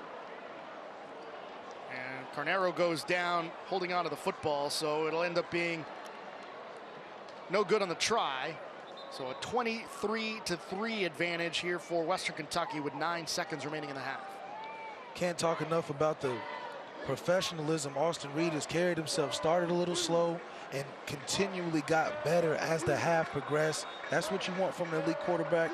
Vadiato, sort of similar in what we appreciate about him, but he's played a little backwards in this first half. You know, we talked to Coach Helton about the leadership of Austin Reed, and I was like, who does he remind you of? Who does that? Forget about the way he plays quarterback. What does he remind you of a leader? And, you know, he wanted to say that Reed plays angry, and he's like, well, he's like, that's the wrong word for it, but it's in that same realm. And he says he reminds me a lot of Sam Darnold.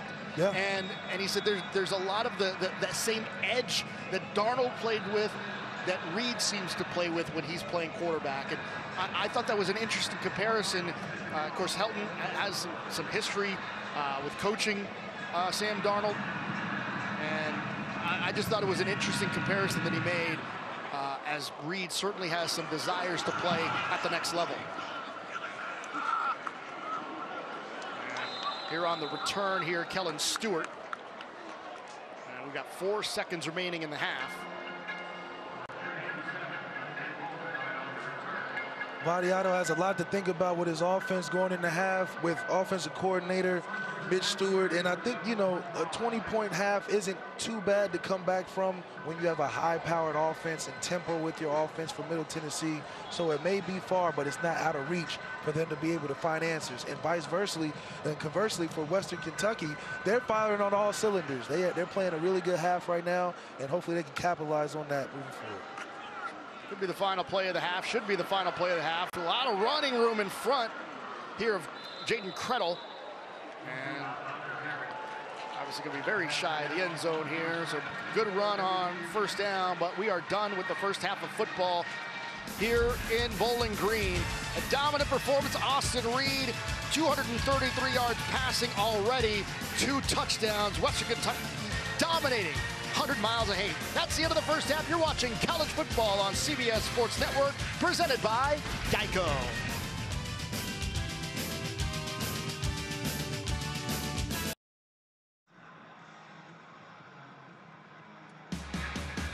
Let's take a look at the first half stats brought to you by Kubota. Western Kentucky certainly dominating things offensively. Look at that efficiency on third down. Western Kentucky wanted to get better on third down coming into this game. Again, Alex Obario, Malik Zaire, glad to have you with us here. And 7 of 12 on third downs. That's kind of the story in this one. Definitely the story of what made them so successful in the first half, but it was passing the football. You look at the rushing yards, wasn't that great either. So that means that they're putting the game in Austin Reed's hands to win, and they've been able to come up with a lot of points because of that. Conversely, 1 for 8 on third down at an away game, Middle Tennessee, you're not expected to do much when you don't have the great third down convergency. So be better on first down, and then you can be better on third down. That's how it works. Kellen Stewart back deep to receive this second half kickoff, as the Blue Raiders will get the football first to start this second half. As Nick Vadiato bringing his offense back onto the field, and Malik, you know, we were kind of excited going into this game to see this kid perform, and honestly, he hasn't showed up the way we expected him tonight, but a lot of that has to do with the way this Western Kentucky defense has been getting after him. 10 for 17 for 78 doesn't quite tell the story. He's been uncomfortable all day. Yep. They've been pressuring him. They've been hitting him. He's been out of the pocket, scrambling for his life. He's got to settle in if he wants any chance of scoring some points this half. Frank Peasant is in the backfield with Vadiato in at quarterback, and he'll take the carry here on first down, take a hit. First to make the hit is Tacolve Williams, fifth-year senior out of New Orleans. 4-yard pickup there for Peasant. Tacolve Williams is a person that Tyson Summers, defensive coordinator, was very high on. Said expect him to be an impact player, especially how he played last week against Troy. Kansas transfer. Got a 2nd and 6 here as Peasant gets the carry here on second down. Gets across the 30, and the pile still moving to about the 31, 32-yard line. Up and down among those in on the tackle. You can tell early that they said, listen, we're going to have to force our runs in order to help Vadiato not be able to feel like he's pressured all the time or feel like he's got to make all the plays. Hand the ball off. Let's see where it can get you. Obviously, it'll lessen the pressure from the other side of the ball with the front 7, and then it can put Vadiato in good third down positions like this, 3rd and 3, where he can operate like he knows best. And just one conversion on third down for Middle Tennessee. Once again, it'll go to Peasant. He's going to pick up a first down here, just their 2nd of the football game. Hosea Wheeler brings him down after a 7-yard pickup.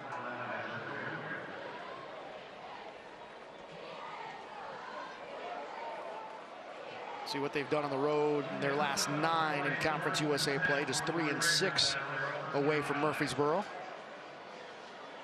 This is a prescription for running the football. When you run the football in an away game, it allows you to have the opportunity to take your shots in spots. Now, with a good quarterback like Vadiato, you're going to be able to do a lot more when you can do this right here and run the football and make it short and ahead of the chains instead of second and behind the chains. Pease in the ball carrier, Kendrick Simpkins with the stop after the 4-yard pickup. But as a Western Kentucky defense, you got to feel great going into the half, limiting this high-tempo offense to just 3 points, being able to get off the field. You talk about those knockouts. You're 1 for 8 on 3rd down. I know Tyson Summers is very excited that his defense is making plays all game long. Pass in the flat there to Metcalf. Gets about 2 there. Another thing I noticed is that they're making tackles in space. I know the coaching staff had a bit of an issue with Western Kentucky tackling in the open field. They've done a fantastic job tonight, not allowing these great ball carriers like Elijah Metcalf to catch the ball on bubble screens and these screens or short plays and take it for the distance. They've been putting the guys on the ground and making this Middle Tennessee State offense sweat. Make them go 10 plays and get some points. So 3rd down and 3.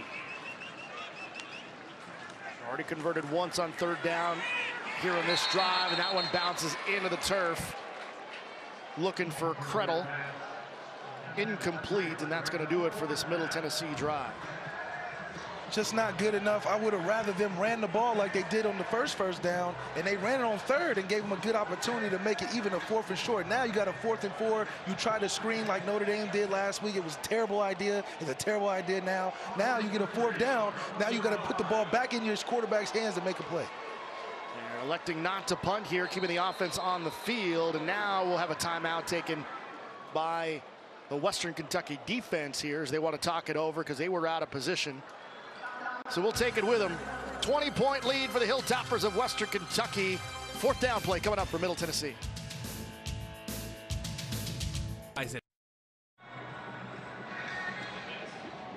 20-point lead for the Hilltoppers as we get ready for a 4th down play for Middle Tennessee.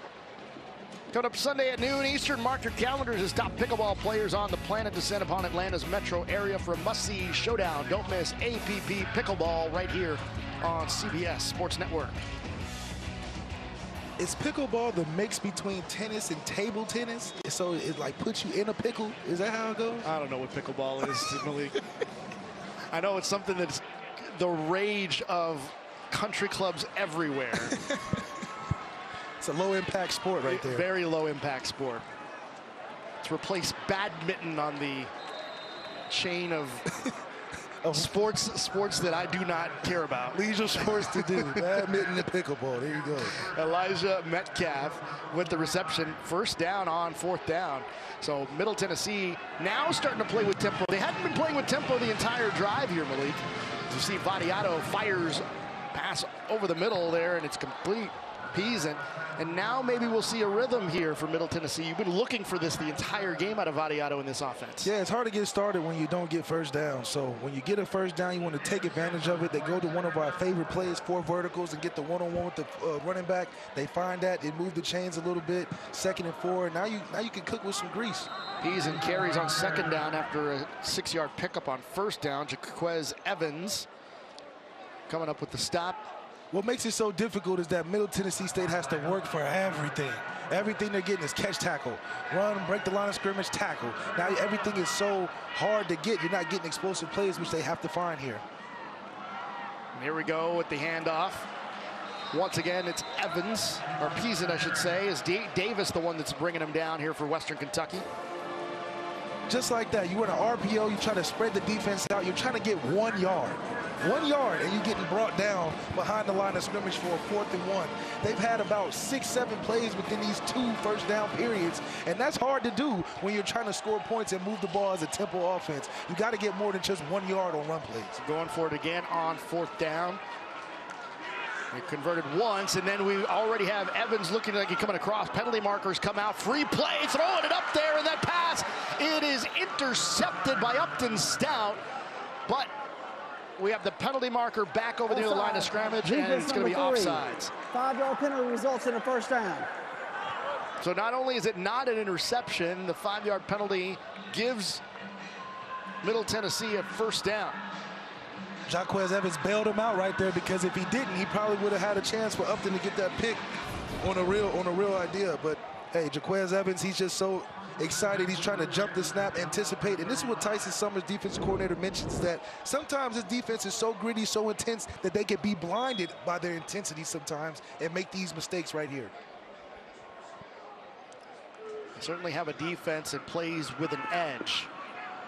Pass into the flat here, and it's complete to Jaden Krettel. It's a good chunk of yardage here on first down. Going to give him about 5 to about the 30-yard line. Now Middle Tennessee quickly to the line here on second down. Pass complete to Metcalf. And gets across the 25, and he's going to pick up another first down here for the Blue Raiders. Good job by Middle Tennessee State, giving what the defense is, taking what the defense is giving them, and they're playing with some speed. Vadiato is starting to heat up right here. Vadiato over the middle to Krettel. They must have found something on the film in the locker room, because this is by far their best drive. Been survived by a couple fourth downs and a couple penalties on the defensive side. This is where you have to take advantage. Gut the defense when you have the chance. Here on second down and 3, passing towards the end zone, and it's incomplete.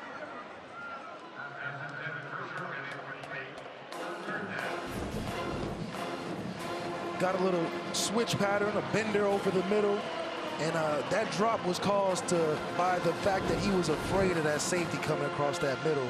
And sometimes what receivers get is what they call crocodile arms. He didn't want to get the full extension on that because he didn't want to face what was coming after that catch. Tonight's Red Zone brought to you by Verizon. Just one trip so far. Now this is their second trip. First one resulted in a field goal. Ball carriers Pease it, finds some room, gets to the outside, moving towards the end zone, trying to toe tap in there. Did he get there? Yes, he did. Touchdown, Middle Tennessee.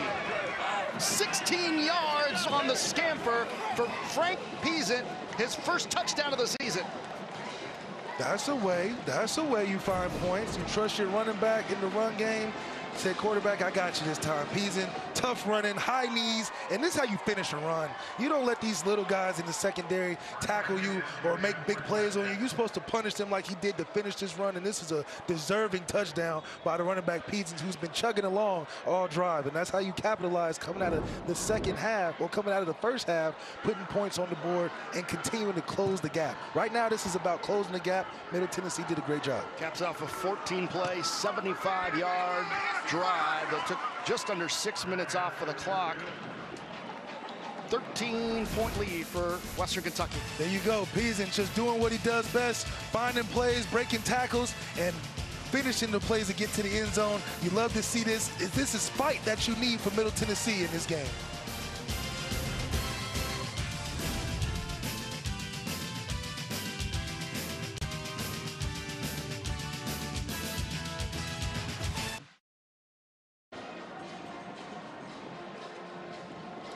Middle Tennessee has by far their best drive of the football game. Get in the end zone for the first time as they trail Western Kentucky 23-10 here in the CUSA opener for both clubs.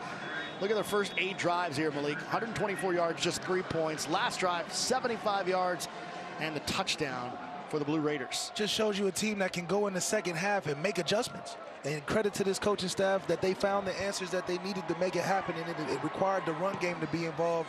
Less Vadiato, more run game, and you find some success, and that can possibly get Vadiato going in the second half.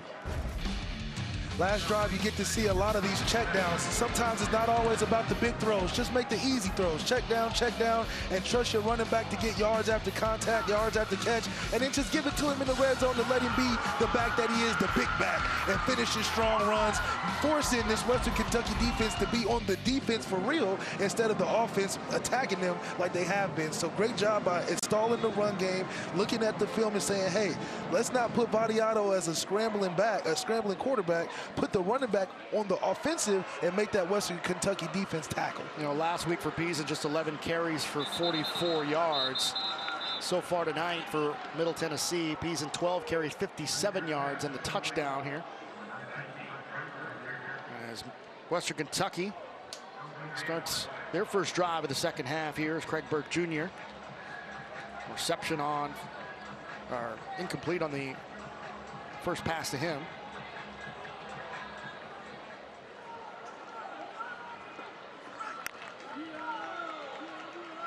Little check with me at the line. Austin Reed, I would love to see how he comes out the second half after playing an excellent first half. So he's second down and 10 here. Just under 8.5 to play in this third quarter, and that one coming in quick on Malachi Corley. Wasn't expecting it because the penalty markers came out right at the snap. False start. Offense number 73. 5-yard penalty, remains second down. Sixth penalty of the football game for Western Kentucky. Wes Dorsey, right tackle, called for the movement.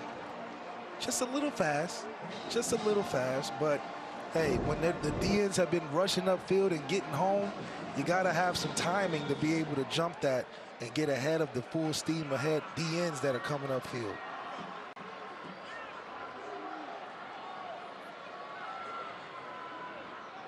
(23-10), Western Kentucky on top, but dealing with 2nd and 15 here.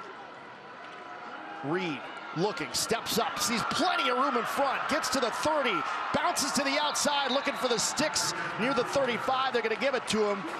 And a first down after the 15-yard pickup from Reed. Great job by Reed being decisive. He said, okay, I don't like it. I see the gates opening up and let me run through. And then great job by Reed finding the out of bounds, but not before he got the first, moving the chains, and that's how you come back from a 2nd and 15. Great smart play by the quarterback and a great finish as well. Stuck the ball out just past the sticks to give him that first down. 7.5 to play, third quarter. Handoff to Elijah Young. Beg your pardon, Reed decided to hang on to it. That one faked me out in the process. And they thought they saw something when Austin Reed moving his feet a little bit. They could come back with a inside zone read option. Austin did a great read, pulled it. Number 7 came down on it, and he was able to bend the corner. Unfortunately, he's not a 4-4 guy, so he had to take what was given and go down. Let's see Reed tonight, what he's done, throwing the ball and running the ball below. Trying to get his team to a 1-0 start in Conference USA play. Reed passes left side, dangerous throw, looking for Elijah Young. Quindarius Dunnigan was right there and nearly in the path to potentially intercept it. Take another look. The problem was 76 missed his mark, and you have a free rusher that is playing fast and was able to get an effective football running upfield, but you can't miss those chop blocks at that point. 6'4", 256 from Chattanooga, Tennessee. Quindarius Dunnigan. Another 3rd and long situation for Austin Reed, an opportunity to show his elite skill in being decisive.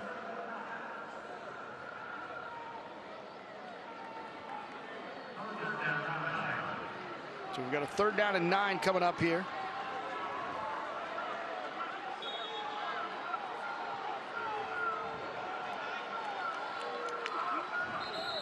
Penalty markers come out right at the snap again. It looks like Dorsey might have moved again.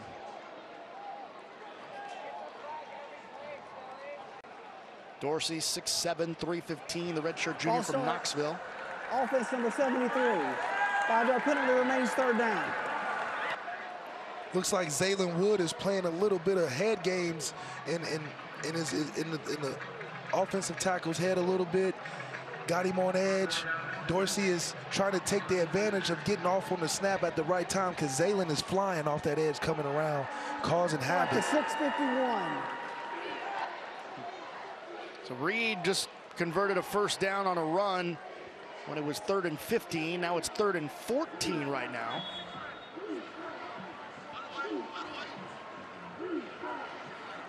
Reed getting some signals to his receivers.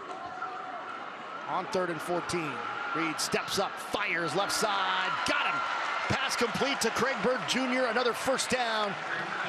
And boy, Western Kentucky is going to look at this film and really praise themselves for how they've been playing on 3rd down. Great job of running the curl pattern in zone, coming back to the football, and when you come back to the football, you're able to catch it with time to turn around and get the first down. Good job by Burt, stepping up to the plate on a big down that they need to continue this drive, especially after Middle Tennessee went 75 yards all the way down the field and scoring. Keeping the drive alive is what Western Kentucky can do to put the pressure on this Middle Tennessee defense. A 16-yard pickup there on third down to pick up another first, their 8th conversion on third down. We'll get it to LT Sanders here. Nice chunk of yards there before Jonathan Butler makes the stop.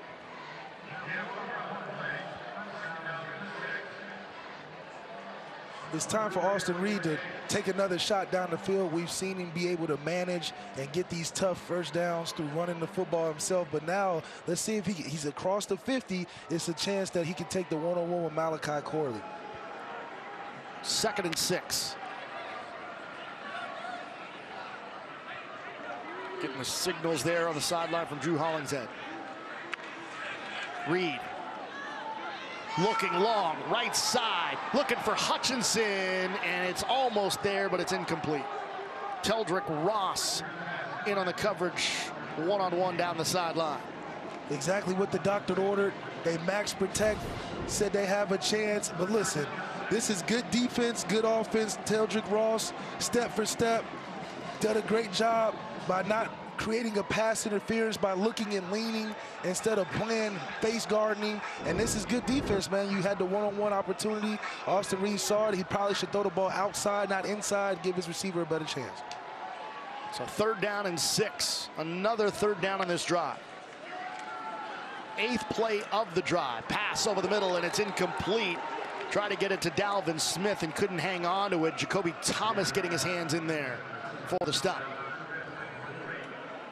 And the Hilltoppers will send the punting unit on. Austin Reed going through his progressions over the middle, but just way to play through the football, bat it down. Dalvin Smith has to do a better job of holding on to the football across the middle, but just good offense, but better defense. And that's how you get off the field. You got to make plays like that. Tom Ellard from Melbourne, Australia, coming to punt the football away here to Zach Dobson, the 5th-year senior from Knoxville. And lets it fly. He's got a lot of leg on it. And it was going to be fair caught inside the 10. At about the 9-yard line. Western Kentucky converted a couple on 3rd down. Couldn't get a 3rd one. Still holding on to a 13-point lead on the Hilltoppers.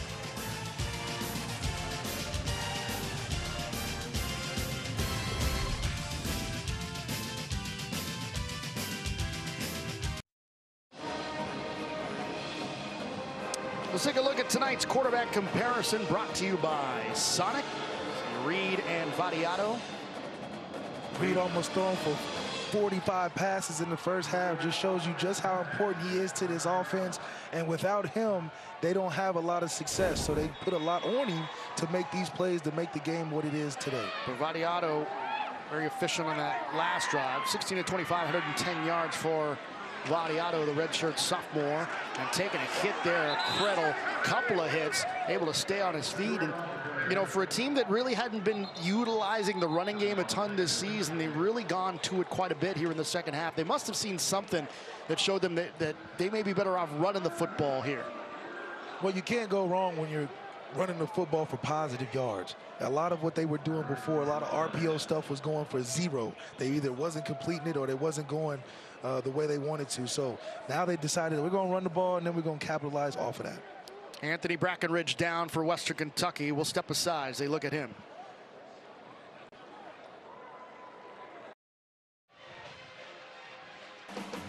Sunday, the Week 4 NFL on CBS slate is headlined by a can't-miss matchup in Buffalo between 2 of the top teams in the AFC. Josh Allen and the Bills take on Tua and the Dolphins. We can't wait. The NFL is on CBS and streaming on Paramount+. And man, are the Dolphins fun to watch this season? And Tua Tagovailoa, boy, what an effort last week against the Broncos, putting up a 70-burger. Most points scored in the NFL since 1940. That's what happens when left-handers are at the control of that quarterback, man. Oh Great things happen. I knew that was coming. I was just going to ask how you think your fellow lefty is doing, and you just went ahead and threw it right in there. Didn't even wait for the setup. Got to acknowledge our Finns, man. Go Finns, man. Go to it. And then you add a track team to it. Man, dangerous, dangerous, dangerous. Middle Tennessee picking up a first down here on the Jaden Krettel run. Middle Tennessee looking good. As they get it to Holden Willis. Another completion here for Nick Vadiato as Davian Williams coming up with the stop. Saw Western Kentucky make a check when Vadiato made a check. A little chestnut checkers out there. He made a check, they checked back, and Vadiato found the right spot to go to. After a 3-yard pickup on first down, it's 2nd and 7. Vadiato back to pass this time. Looking over the middle, it's got a man. It's caught again by Willis. A big-time pickup here for Willis. Gets about 20 as Kendrick Simpkins finally able to pick up a stop. When Vadiato has a chance to settle in the pocket, these are the throws he can make. He's going to his big target over the middle. It's hard to miss when he's 6'5". And Willis took a big hit in the process, but not before a 20-yard pickup and a first down. Krettel, the ball carrier on first down, picked up 2. Boy, and this, now we're starting to see this Blue Raider offense look like the team we expected to see coming into today. It's all about settling down the right way, and that's what they've been able to do, especially coming out of the half running the football. Once they start running the football, Vadiato felt more comfortable, started making plays down the field, and now you get to see why this team is dangerous when they run with tempo. Kendrick Simpkins on the turf right now for Western Kentucky. Earlier, Anthony Brackenridge, before we took the break, he did leave the field under his own power. As they take a look here at Simpkins, and they've got him up. Looks like he's good to go with the athletic training staff here at Western Kentucky.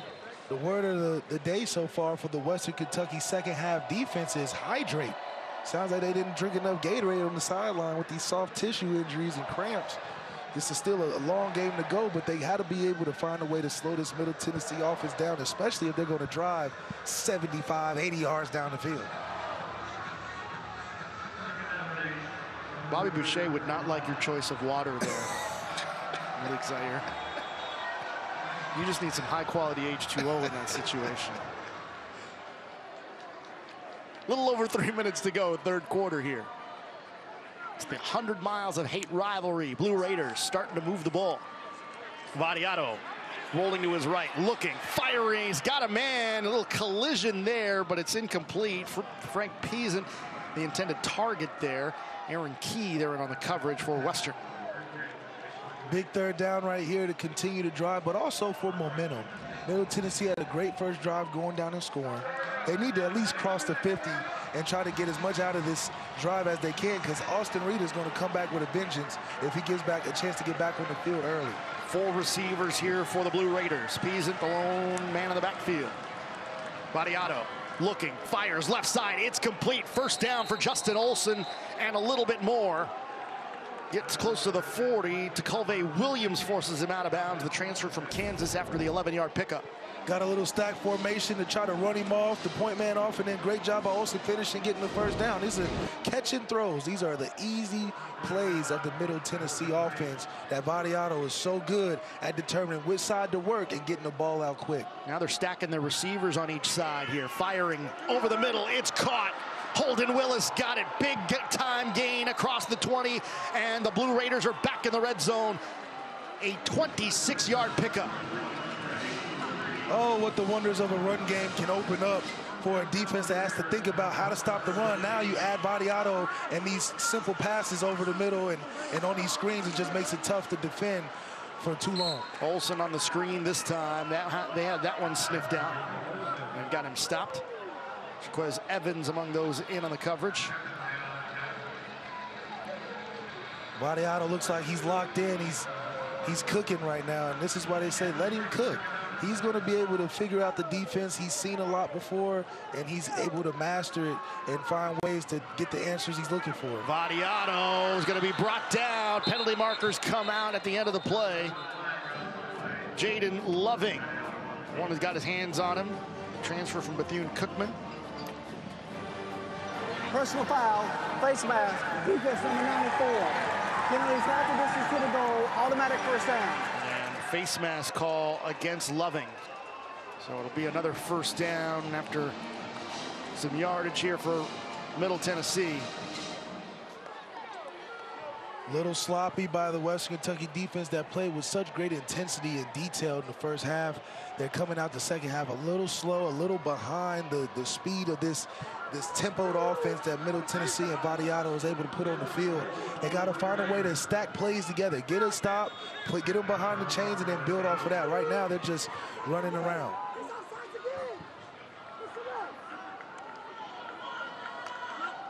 First and goal from the 8. Vadiato looking towards the end zone and knocking it down there on the coverage is Davion Williams. They were looking for Justin Olson in the end zone.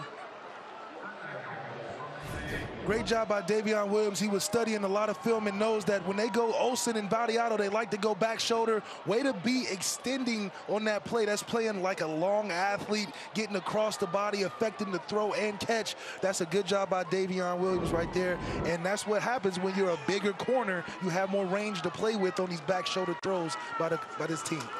Vadiato floats one up. He was looking for Jacob Coleman there. It looked like initially he was going to run, then decided to step back and kind of float one up there for Coleman. Little dump offs like that you don't want to miss, especially when he's that big. If anything, put it in his body and make the defender play through the body instead of trying to lead him like he's a smaller receiver like Elijah Metcalf. Put it right on him. You're on the 1 yard line. Let the guy play big, box him out, and fall in the end zone. Third down and goal from the 8. Vadiato is going to tuck it and run, has a block in front, takes a big hit as he crosses the 5. Colvey Williams delivering it. Vadiato has to be careful now. He's not peasant where he can just run through guys. He's got to be a little smarter how he carries the football, or he's going to run into a stone wall. So in this situation, definitely going for it if Vadiato's up for it. But hey, you get the guard pull, great play call, but hey, you better watch out and keep your head on the swivel, especially if you're a quarterback. You're not used to running in between tackles. You have your head looking the wrong way, and then you can get cracked by the guy coming from inside out. So it's important to protect yourself as a quarterback with these quarterback runs, especially if you want to live to see another down. And you got, a lot of heavy collisions in the inside of that tackle box. Donut Evans also gotten hit by that same hit delivered by Colvey Williams on Vadiato. He's feeling the effects after going down, but athletic training staff here for the Toppers able to get him up. Donut Evans plays with a ton of intensity. Oh yeah, definitely would love to try to go for this. You have nothing to lose. You have everything to play for. You want to be able to close the gap. And closing the gap, you're not going to do it by kicking field goals. You're going to do it by scoring in the end zone. They have some momentum right now, so the worst thing you can do is kick a field goal in this situation. If I'm at home, I'm drawing up my best play to run on this 4th and goal to get a touchdown. So 4th down and goal from the 3 here. Middle Tennessee trying to cut this down. Krettel in the offensive backfield. Vadiato at quarterback, 3 receivers to the right. Vadiato going to tuck it, and they have it sniffed out. They're going to bring him down. Killen Guidry and Colvey Williams there for the stop. And Middle Tennessee turns it over on downs. That's what the Western Kentucky defense and defensive coordinator Tyson Summers call a knockout. Another job. Good job by this Western Kentucky defense. This wasn't the idea what I thought when they said live and die by the quarterback. In a tough situation like this, let him throw the football. He's not a running back. You're not trying to run quarterback power when you're 6 or 7 yards away from the end zone. You want to be able to use all the talent around him to be able to have the potential to score. When you limit your offense to just a quarterback power, it puts Vadiato in the bad spot, puts the offense in the bad spot, and then you have all the skilled players and blockers for you on the outside. This was a tough play call to make. I wouldn't have called that if I was Middle Tennessee State, and they paid for it right here. And usually when you do something that bonehead of a mistake, you're usually going to pay for it on the other side of the football. Pass here complete. It is Marquise Stepp with the reception here as the Western Kentucky offense taken back over after the turnover on downs. A 19-yard pickup on first down. Oh, man, one of my favorite plays, a spider two-wide banana, a John Gruden special. Being able to get a quick play action and throw it to the running back in the flat. You can't defend it, and they was able to pick up great yards on that play. About 30 seconds to go after the spider two-wide banana first down play from Western Kentucky. Austin Reed hands it off again to Step. And man, he's not going down. Spins after the first contact, and Sam Brumfield finally able to bring him down after a gain. See, looking like about 5 as we approach the end of this third quarter. You put guys like Step in the game just to punish the other team. We're not looking for too many explosives. We just want you to run in between the tackles, punish all the linebackers in there, wear them down, and then we can operate off of that, and that's playing physical football. Third quarter in the books here in Bowling Green. The Hilltoppers driving, looking for more, trying to pick up conference win number 1. College football on CBS Sports Network is presented by Geico.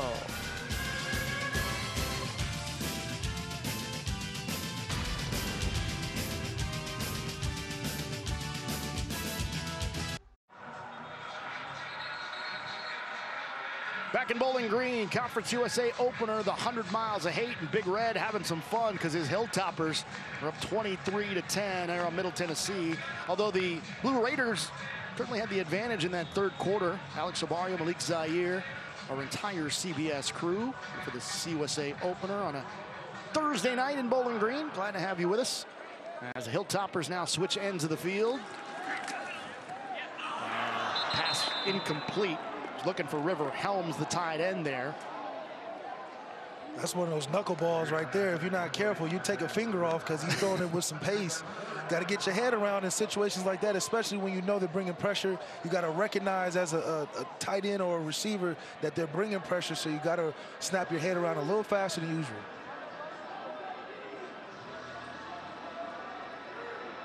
All right, Malik, what are you thinking here? What are you drawing up? Right now it's 3rd and 5. I'm putting the ball in my quarterback's hands. He has almost 50 attempts on the day, and it's not going to change right here. They're bringing pressure. Let's see if he makes a good decision finding his player, Malachi Corley. Put Corley in motion, looking for him right side, and just kind of overthrew him. I think they were a little miscommunication there on which direction he wanted to go, and it ends up falling incomplete, and that'll bring up 4th down, and Middle Tennessee will get the football back. Well, you got what you wanted. You got Malachi Corley motioning, confusing the defense. You got him in the space where you can complete the football, get an easy pitch and catch. The timing wasn't quite right, but that's because Middle Tennessee has been doing a great job of creating pressure to speed the clock of Austin Reed up in the pocket, where things he can't take his time and be comfortable. He's working on a faster pace than his receivers, and they got to sync up if they want to be able to connect like he was in the first half, especially on those touchdowns. The Australian Tom Ellard punting the football away. The left-footed Aussie gets it into the hands of Zach Dobson, and it'll be fair count, and that's where the Middle Tennessee offense will take over. Just go back over your keys to the game here, Malik. Well, Western Kentucky did a great job of getting off the field on 3rd down, especially having Middle Tennessee go 1 for 8 in the first half, and hopefully they continue that moving forward. Effective in the run game. They ran great in spots, but just not enough. 27 coming out of the first half isn't going to win you the football game doing that. For Middle Tennessee State, they're not playing from a lead, so it's going to be hard to overcome that when you're playing away, and special teams matter. You got to start making Western Kentucky kick more field goals and putting them in tougher positions on their drives if you want any chance of coming back in this game. Peasant has had a nice second half, gets the carry here on 1st down, breaks free, finds some room at the 40, gets a block right at the 42-yard line, and able to pick up a 1st down after about a 12 or 13-yard pickup. To Colvey Williams finally able to come up with the stop. It is 13 yards and another 1st down for the Blue Raiders. That's what I love so much about the run game, especially in the second half with bigger backs.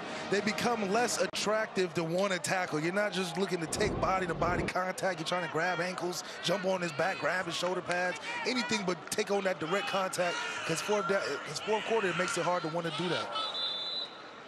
Pass complete on that left side to Holden Willis. I think it's a great job by the coaching staff of Middle Tennessee to realize and recognize the strength is going to have to come from that running back room and running the football to open up Badiato when you get closer to the red zone to make sure you can slice him and dice him. 6-yard pickup on 1st down, 2nd and 4 here for the Raiders. Vadiato looking, tipped again, and it is intercepted.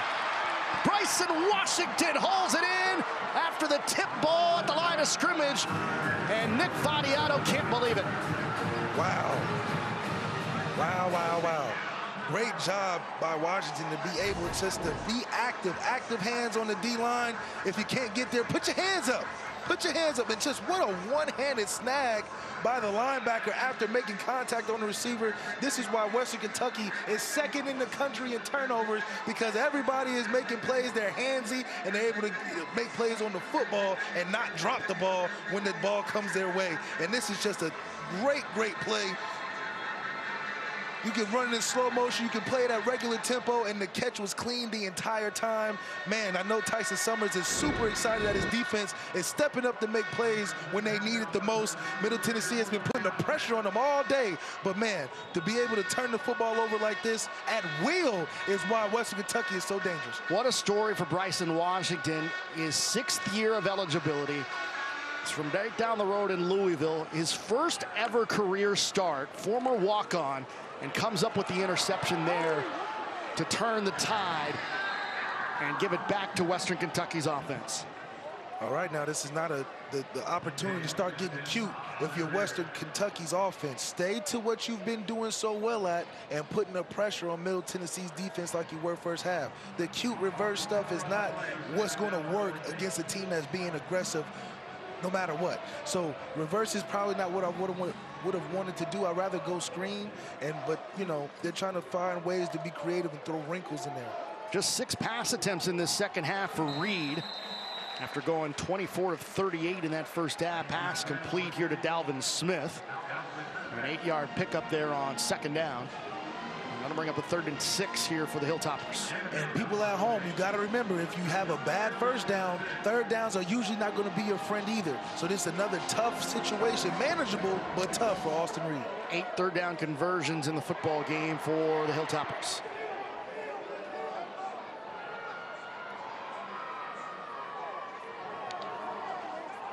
Reed firing, right side, double coverage, it's intercepted. Trey Fluellen's got it. Takes a hit at the 35 and brought down. And just like that, the Blue Raiders have it right back. Great heads-up play by Trey Fluellen, and this is why he was our impact player going into this game. He's a player that makes plays that you're going to remember after watching the game, and this is one of those that he was able to do. Austin Reed just let it hang in the air way too long. He was throwing an aircraft carrier and didn't throw it on the jet line like he was supposed to, and they made him pay. Good job by the defense by applying pressure. But this is what you want. If you want to play and stay in this game against Western Kentucky, got to make plays like this, and Trey Fluellen is here to play and here to stay.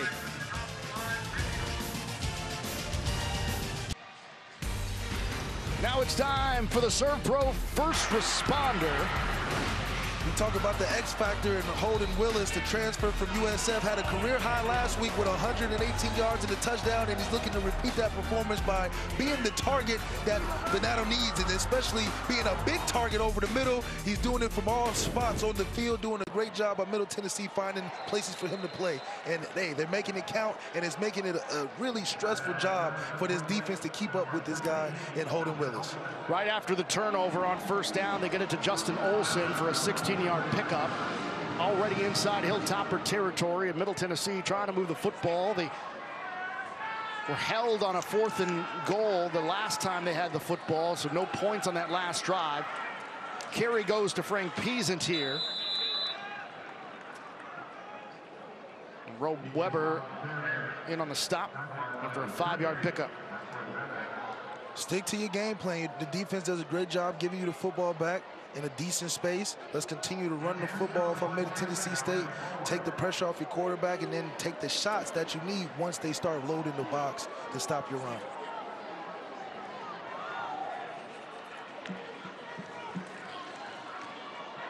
Pass deflected, and it falls incomplete. They were looking for Elijah Metcalf there. That's great technique by Virgil Marshall, playing through the receiver, allowing the breakup to happen. Now, the receiver, vice versa, has to extend his arms out and not allow the defender to play through his back. 3rd down and 4. Once again, the Blue Raiders have the receivers stacked. Here comes the rush. Vadiato takes a hit, fires left side, and it's incomplete. He was looking for Justin Olson on that left side, and Vadiato is slow to get up. Got to blame the running back on that for not checking the protection. Steps too far up in the pocket, and it's a free shot on your quarterback. And then the receiver, just with a little more timing, probably would have had a good chance at it. But hey, when you bring in pressure and you hit home, stuff like this happens. Now you're in a tough 4th and 5 position. Vadiato just took a huge hit, and now you're going to put the ball back in his hands. Let's see if the hit affects him on this 4th and 5. 4th down. They need 4. Vadiato is going to float one up. Right side's got a man, and the throw is behind him. He was looking for DJ England Chisholm. Vadiato knew right away where he wanted to go with his matchup. It just wasn't on the same page right there, and that's a tough loss after coming off of a great defensive turnover by Middle Tennessee State. Now it's just an opportunity for Middle Tennessee State to see if they can come up with something else. But man, that's a tough drive that you didn't convert on right there.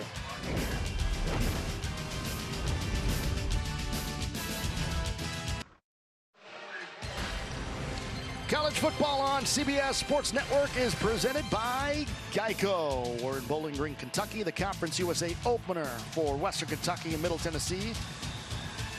Rivalry matchup, 100 miles of hate, just 100 miles. Actually, it's a little less than 100 miles separates these two campuses. Sounds a little bit better when you say 100. Yeah, exactly. We round up. We round up when it comes to rivalries, as we found out. Austin Reed at quarterback hands it off here to Elijah Young. Breaks free for a bit. Picks up about 9 or 10. They're going to say 9. It'll be 2nd down and 1 here for the Hilltoppers of Western Kentucky. And a little bit shaken up there is Teldrick Ross after the play. It's under 11 minutes to play here in the football game. And Western Kentucky hanging on to a 13-point advantage.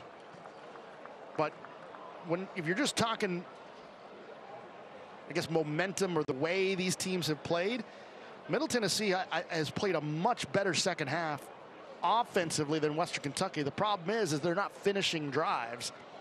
You know, they had the touchdown, that long drive just to start the second half. Western Kentucky really could not get going. And then Middle Tennessee's had a drive where they got to the 3-yard line, and then this last drive. And you would think that this Middle Tennessee team would probably not to take as many risks, but not kicking the field goal there cost you some points. You had a turnover as well mixed in there. So it's kind of a rough go round here for Middle Tennessee, as they've played well, but they're making mistakes. Yeah, it's just not being able to finish. And, you know, you can do a lot of good, and then if you don't finish the right way, it doesn't even matter. So for Middle Tennessee, it's been miscues all night, and it's been affecting them, especially going late into this game. But the thing that they can do to change this all around is just one more turnover on offense, get one more big play. They had a play wide open down the field on the last drive on 4th down. They just didn't connect. It's the things like that that you look at on film and be like, we had chances all game, we just didn't take advantage. Defensively, they turned it around, and it put a big 0 for the Western Kentucky offense in the second half. Put a lot of pressure on Austin Reed, but they've been playing extremely well, and well enough for this offense to help score points to try to win this game. This is the 4th drive of this second half for Western Kentucky. They've punted twice, and Austin Reed's thrown an interception. And with a run here on 2nd down, they're going to lose a couple of yards. Drew Francis coming in for the stop for Middle Tennessee. And you know, that's what makes it so hard. When you depend so much on your quarterback, he's thrown over probably 50 passes by now, and then you try to run the ball for 1 yard and can't get it. It just strains an offense that needs to have some momentum outside of Austin Reed being able to create everything on his own. It's just tough sledding to do all game. Now, if they can be able to run the football effectively and not just running for jokes and giggles, then you definitely have a better chance of scoring in this second half. 11 different receivers have caught a pass for Western Kentucky tonight. And Reed's just going to tuck it and run himself and use that big frame of his. 6'2", 220, broad shoulders. Able to push forward, and he's going to get close, but they are not going to give him the first down. He's going to be about a half yard to a yard shy. So it'll be a 4th down and 1. When I said put it in the quarterback's hands and make the plays, I mean, I didn't know they were going to do quarterback run too. Good grief. They just, everything is about Austin Reed, man. And I think that's important, but also got to find some other answers on the offense. You know, you see Drew Hollings had the offensive coordinator and quarterback coach for this Hilltopper team. Now, Tyson Helton does a lot of the work when it comes to the offense and calling the plays. We'll step aside. We'll finish that thought. Hilltoppers up by 13.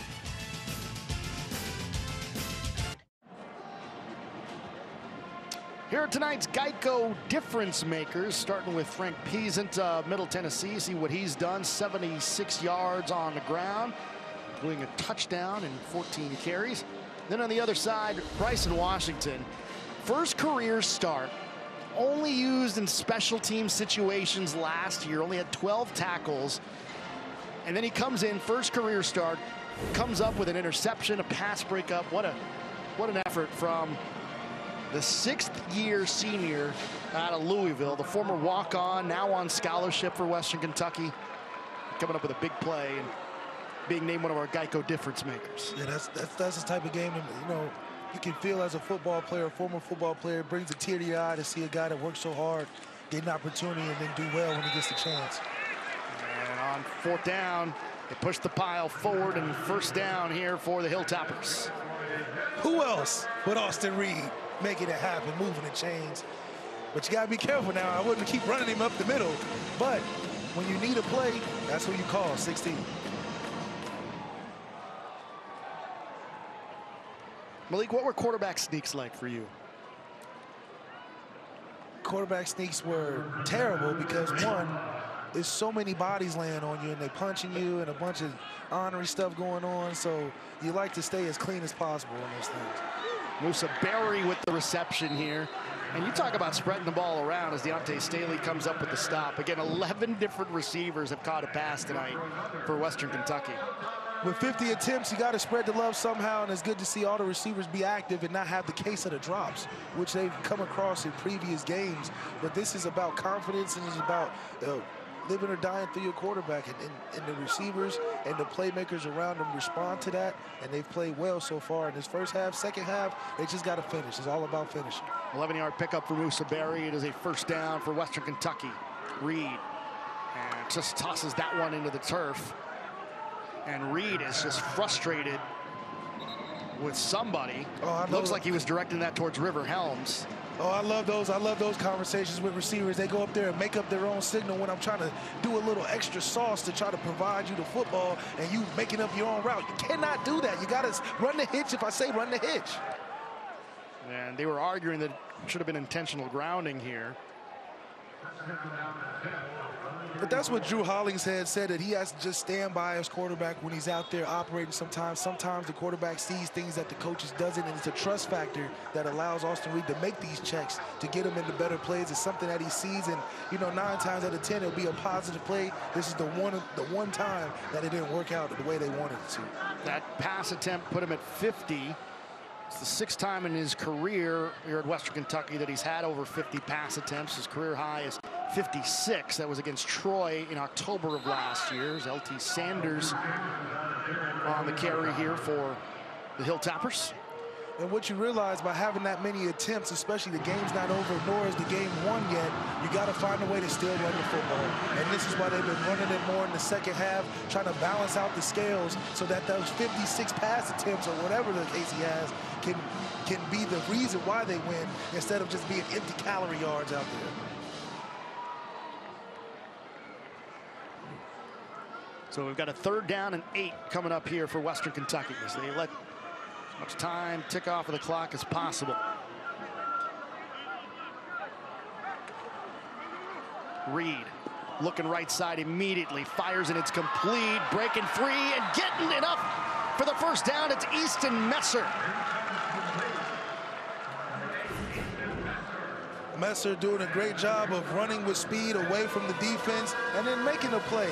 Instead of going down on contact, he was able to scamper for a couple more yards to get the 1st down. This is why it's Austin Reed's safety blanket outside of Malachi Corley, because he's able to find yards, the hitting yards that make the plays that they need to move the chain. Kept his balance, put his hand on the turf. So we could get an extra couple of yards there, a 10-yard pickup, and it's a first down here at the 22 for the Hilltoppers. Reed looking to the end zone, right side, and it's incomplete. Jimmy Holiday, the intended target. Terrell Raby in on the coverage. We've seen a lot of footballs down the field from both quarterbacks inside of the receiver. They have to be high and away, high and outside, because if you throw it to the inside, you make the DB look like the receiver instead of the DB. So it's important that ball placement is everything. High and outside, away from the defense. It's a tight window to fit, but that's where your back shoulders come in, something that Austin Reed was able to do early in the first half. Raby getting both of his hands on it as that one made its way towards the end zone. Handoff here to Elijah Young, slips through a couple of defenders and gets across the 15 to about the 14-yard line. Going to be about a yard shy of the first down marker. Running it effectively instead of running it to run it. They're running it in spots where they can make it very manageable. A 3rd and 1 for Austin Reed is like taking candy from a baby. He should be able to pick this up. But being able to run when you need to instead of running when you want to. 3rd down and 1, under 6 minutes to go. Handoff again. Oh, look at that leap. Look at that extra effort into the end zone. Touchdown, Elijah Young. 14 yards. Western Kentucky may have put the finishing touches on their 5th straight win of the series. That's how you do it right there. Athleticism, being able to find a way. If it's not underneath, if it's not side to side, I'll just go over the top. And that's an explosive play by Elijah Young. He got the outside. Both defenders got caught inside the hang. When you duck your head, you're losing contact with the defender. And, man, Elijah Young doing a great job of being a playmaker in a means where they had to score, and that's how you punch it in right there. Remember, they had a point after not go their way, so they were going for a 2-point conversion there. Now a timeout taken. 5:52 remaining in the game. A touchdown for Western Kentucky. They're trying to make it a 20-point lead. I mean, what a play that was that. I mean, being able to be 5'9" and with a 40-inch vertical looked like he was able to just be able to find a way to make a play. You could tell he was thinking about the jump the whole time. He was stuttering, trying to time it up right, and then that's how you finish plays, to put the nail in the coffin. Sometimes it takes some explementary plays, explementary athleticism to finish a team like they've done. And man, what a great run by Elijah Young. And it wasn't 16 carrying the ball this time. So maybe they can find a way to go to the other people outside of 16. And man, 3 is a great answer. It has been a great answer for them in this drive. I'll tell you what, I actually think his knee was down before he crossed the plane in the end zone. Can't be too loud on that one. Davion Irvin Poindexter in the backfield. Reed fires to the end zone. In the back of it, nobody there for Dalvin Smith. And the 2-point try is good. Western Kentucky with a 21-point advantage now. That was for the spread right there. They easily could have kicked the field goal, but they said, let's make the spread look good. So Western Kentucky looking to put the finishing touches on their 5th win here in the 100 Miles of Hate series.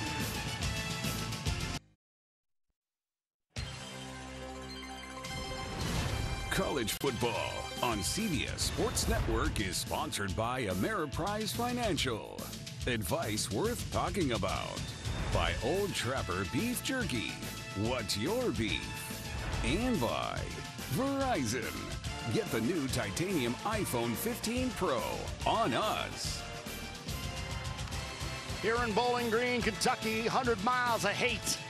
Western Kentucky dominating in recent years, looking for their 5th straight win in the series. They lead it 31-10 over the Blue Raiders of Middle Tennessee. Alex Obario, Malik Zaire, our entire CBS crew. As Middle Tennessee, who's played well in the second half, certainly better in the second than they did in the first. DJ England Chisholm on the return here. but just have been unable to finish the drive. And take a look at what the Hilltoppers were able to do on the last drive. What'd you see, Malik? I saw a lot of timing. I saw a lot of clutch plays. But when you're trying to put the nail in the coffin drive, unlike Notre Dame last week, but you got to make these creative plays when it matters because you got to send them home. This is how you take the heart out of the defense. Maybe it is you got to jump over somebody, but anything but throwing the screen. Anything but that.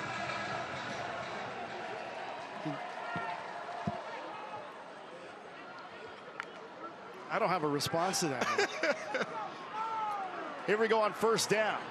It's Vadiato just trying to find an opening. And man, I gotta say, Vadiato, when he's had time in this game, Malik, he's really shown why he may be a star in Conference USA in over the next couple of years. It's just been that pressure that's been getting to him. Yeah, he just hasn't been comfortable, but when he has, he's been able to do a lot of great things that is going to look good in the conference this year. But man, when you're getting pressured for anybody, it's going to be tough to be able to stay accurate and stay confident in your ability. How about Bryson Washington with another tip pass there? He's a 6-year guy, the wily vet, knowing when to put his hands up, when to make the right plays, and that's what happens when you have experience.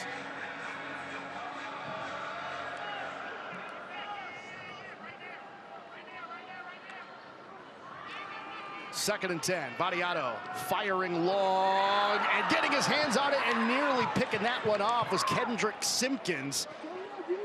Kind of a dangerous throw into double coverage there. Elijah Metcalf, the intended receiver. Take another look.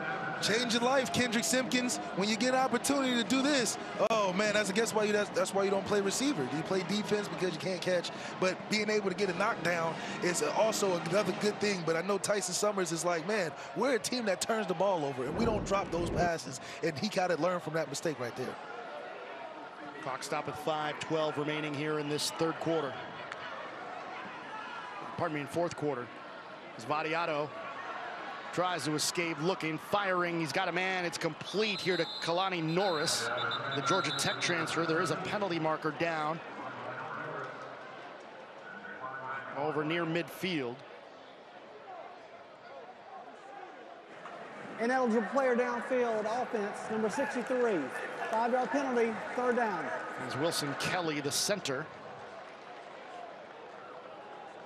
This Middle Tennessee offense is better than 10 points. They just happen to run against a defense that's similarly aggressive in their identity, but they just happen to get home a little bit more to rattle their quarterback as opposed to what they did in the first half to Vadiato and then what they did in the second half to Austin Reed. So both quarterbacks experienced an uncomfortable half. It just so happens Austin Reed had a better performance in the first.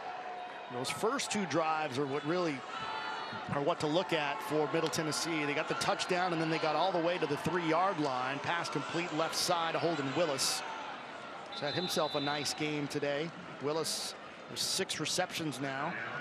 Rome Weber comes up with the stop. 8-yard pickup there. Willis now with 70 yards on the game and 6 receptions. And it's a 4th down and 7 here for the Blue Raiders. Conference USA opener. Rivalry game, looking down the sidelines, diving and making the grab is Justin Olson. And the Blue Raiders are not done yet. What athleticism it takes to fight through the defense and be able to make a play for your quarterback when you really need it. Great extension, way to fly through the air, and way to protect the football on the way down so it's not a replay type of instant where they got to decide whether you caught it or not. Great play by Olson, and let's continue to drive. 28-yard pickup flying through the air with the greatest of ease from the 28-yard line. Vadiato steps up, dumps it off, pass complete to Krettel.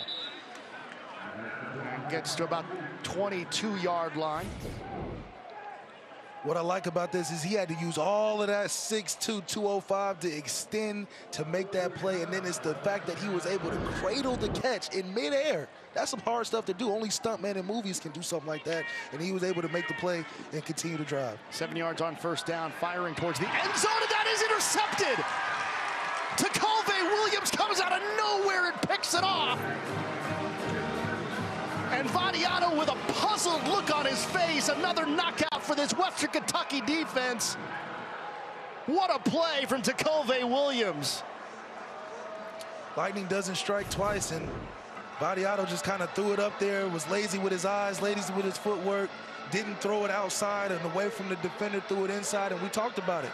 Both of the quarterbacks have thrown it inside, and that's what happens. You throw it inside, that's where the defense plays, and this time it was too far inside, and the safety was able to make an easy interception, and that's just been tough sledding for this offense all day. They get some good plays, they get momentum, and then they do stuff like this that shoots them right in the foot. There's no way Vadiato saw Williams coming across the field like that. Yeah, he was too lazy with his eyes. He just went straight to it, didn't go through the proper technique and mechanics to throw the go ball on the outside. He just kind of rushed it, and he found out what happens when you rush the football down the field. So Western Kentucky taking over deep inside their own territory from the 2-yard line. LT Sanders, the ball carrier.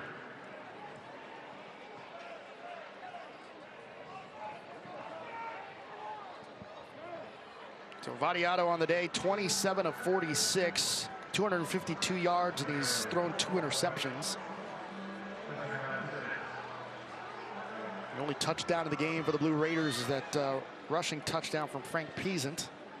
And now the Hilltoppers will look to just take as much time off of this clock as possible. And right up the gut, it's LT Sanders.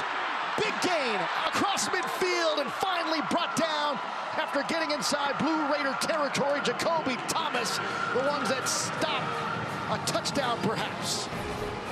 Oh my goodness, great job by LT Sanders. Great guard and tackle pull, and then just straight speed. Now he got hawked, so that's something that as a Western Kentucky offense I'll probably make jokes about later on when we're watching the film. But great job of running with speed to get through a defense, especially backed up, and providing a great field position for your offense to go in and score again.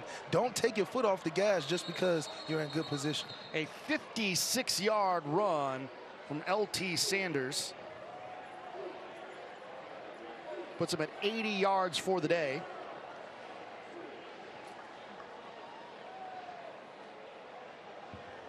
So we've got a timeout on the field with 1:47 to go.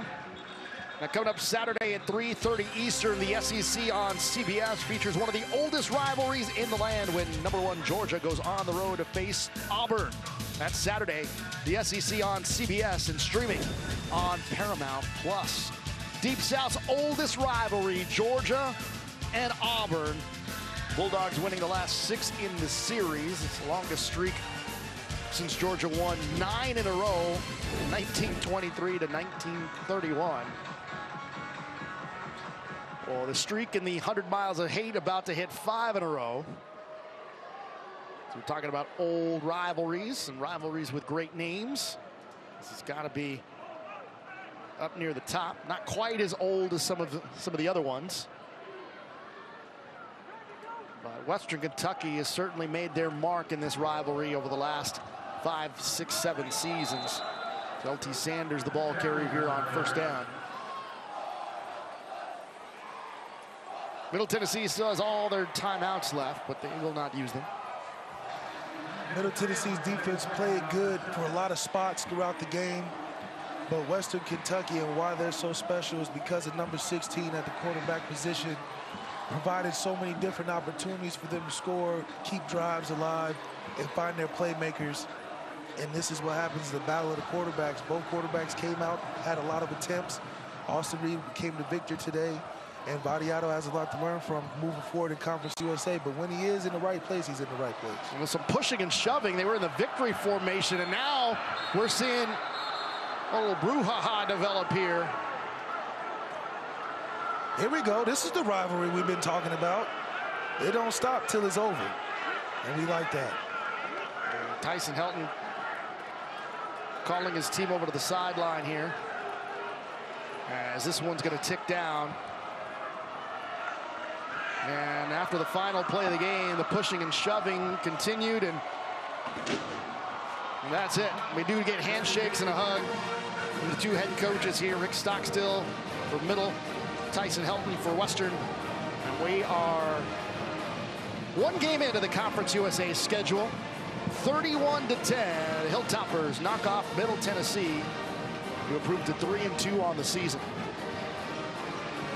12th win in their last 14 Conference USA games, and Western Kentucky certainly thinking that this is on the path towards where they want to be, and that's a Conference USA title game here on CBS Sports Network at the end of the year. 21-point victory for the Hilltoppers in 100 miles of hate.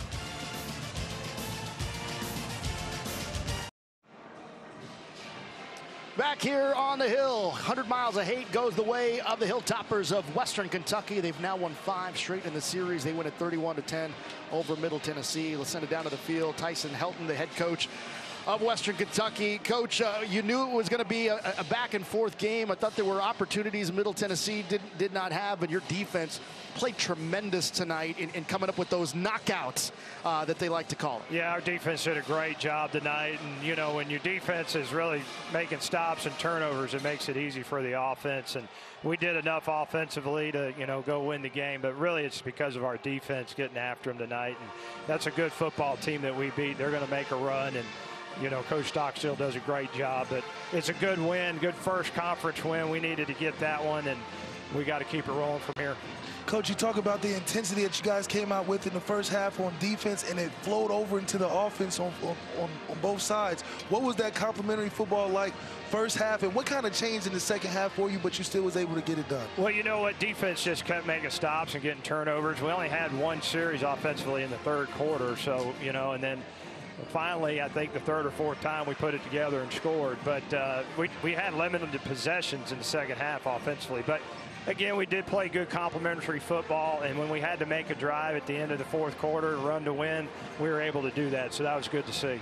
Just how special is Austin Reed? I mean, having 50-plus attempts, you even running the ball with him on 4th down and 1. You got to get it when you need it. You put it in his hands. What's that like, especially being a comfort blanket for you in these tough games? Well, he makes it go for us, and you know, good players, they make good football teams. And if you got a good quarterback like Austin Reed, you're going to be a good football team. Everybody has confidence that you're going to win the game because he's out there, and he's done a great job this season. You know, even in some of these tough games that we've had, he's done a fantastic job. Coach, we really appreciate the time. Congratulations on getting the first conference win out of the way. Look forward to seeing you the rest of the way. Thanks, guys. Appreciate you. Good job, Coach. Head Coach Tyson Helton of the victorious Western Kentucky Hilltoppers, winning the 100 miles of hate for the 5th straight year, 31-10 over Middle Tennessee on the back of Austin Reed and the 11 different receivers he threw to. For Malik Zaire and our entire CBS crew, my name is Alex Silbario. This has been a presentation of CBS Sports Network, the 24-hour home of CBS Sports. Now coming up next, Showtime Boxing, Canelo Alvarez. 31-10, our final from Bowling Green. Good night here on CBS Sports Network.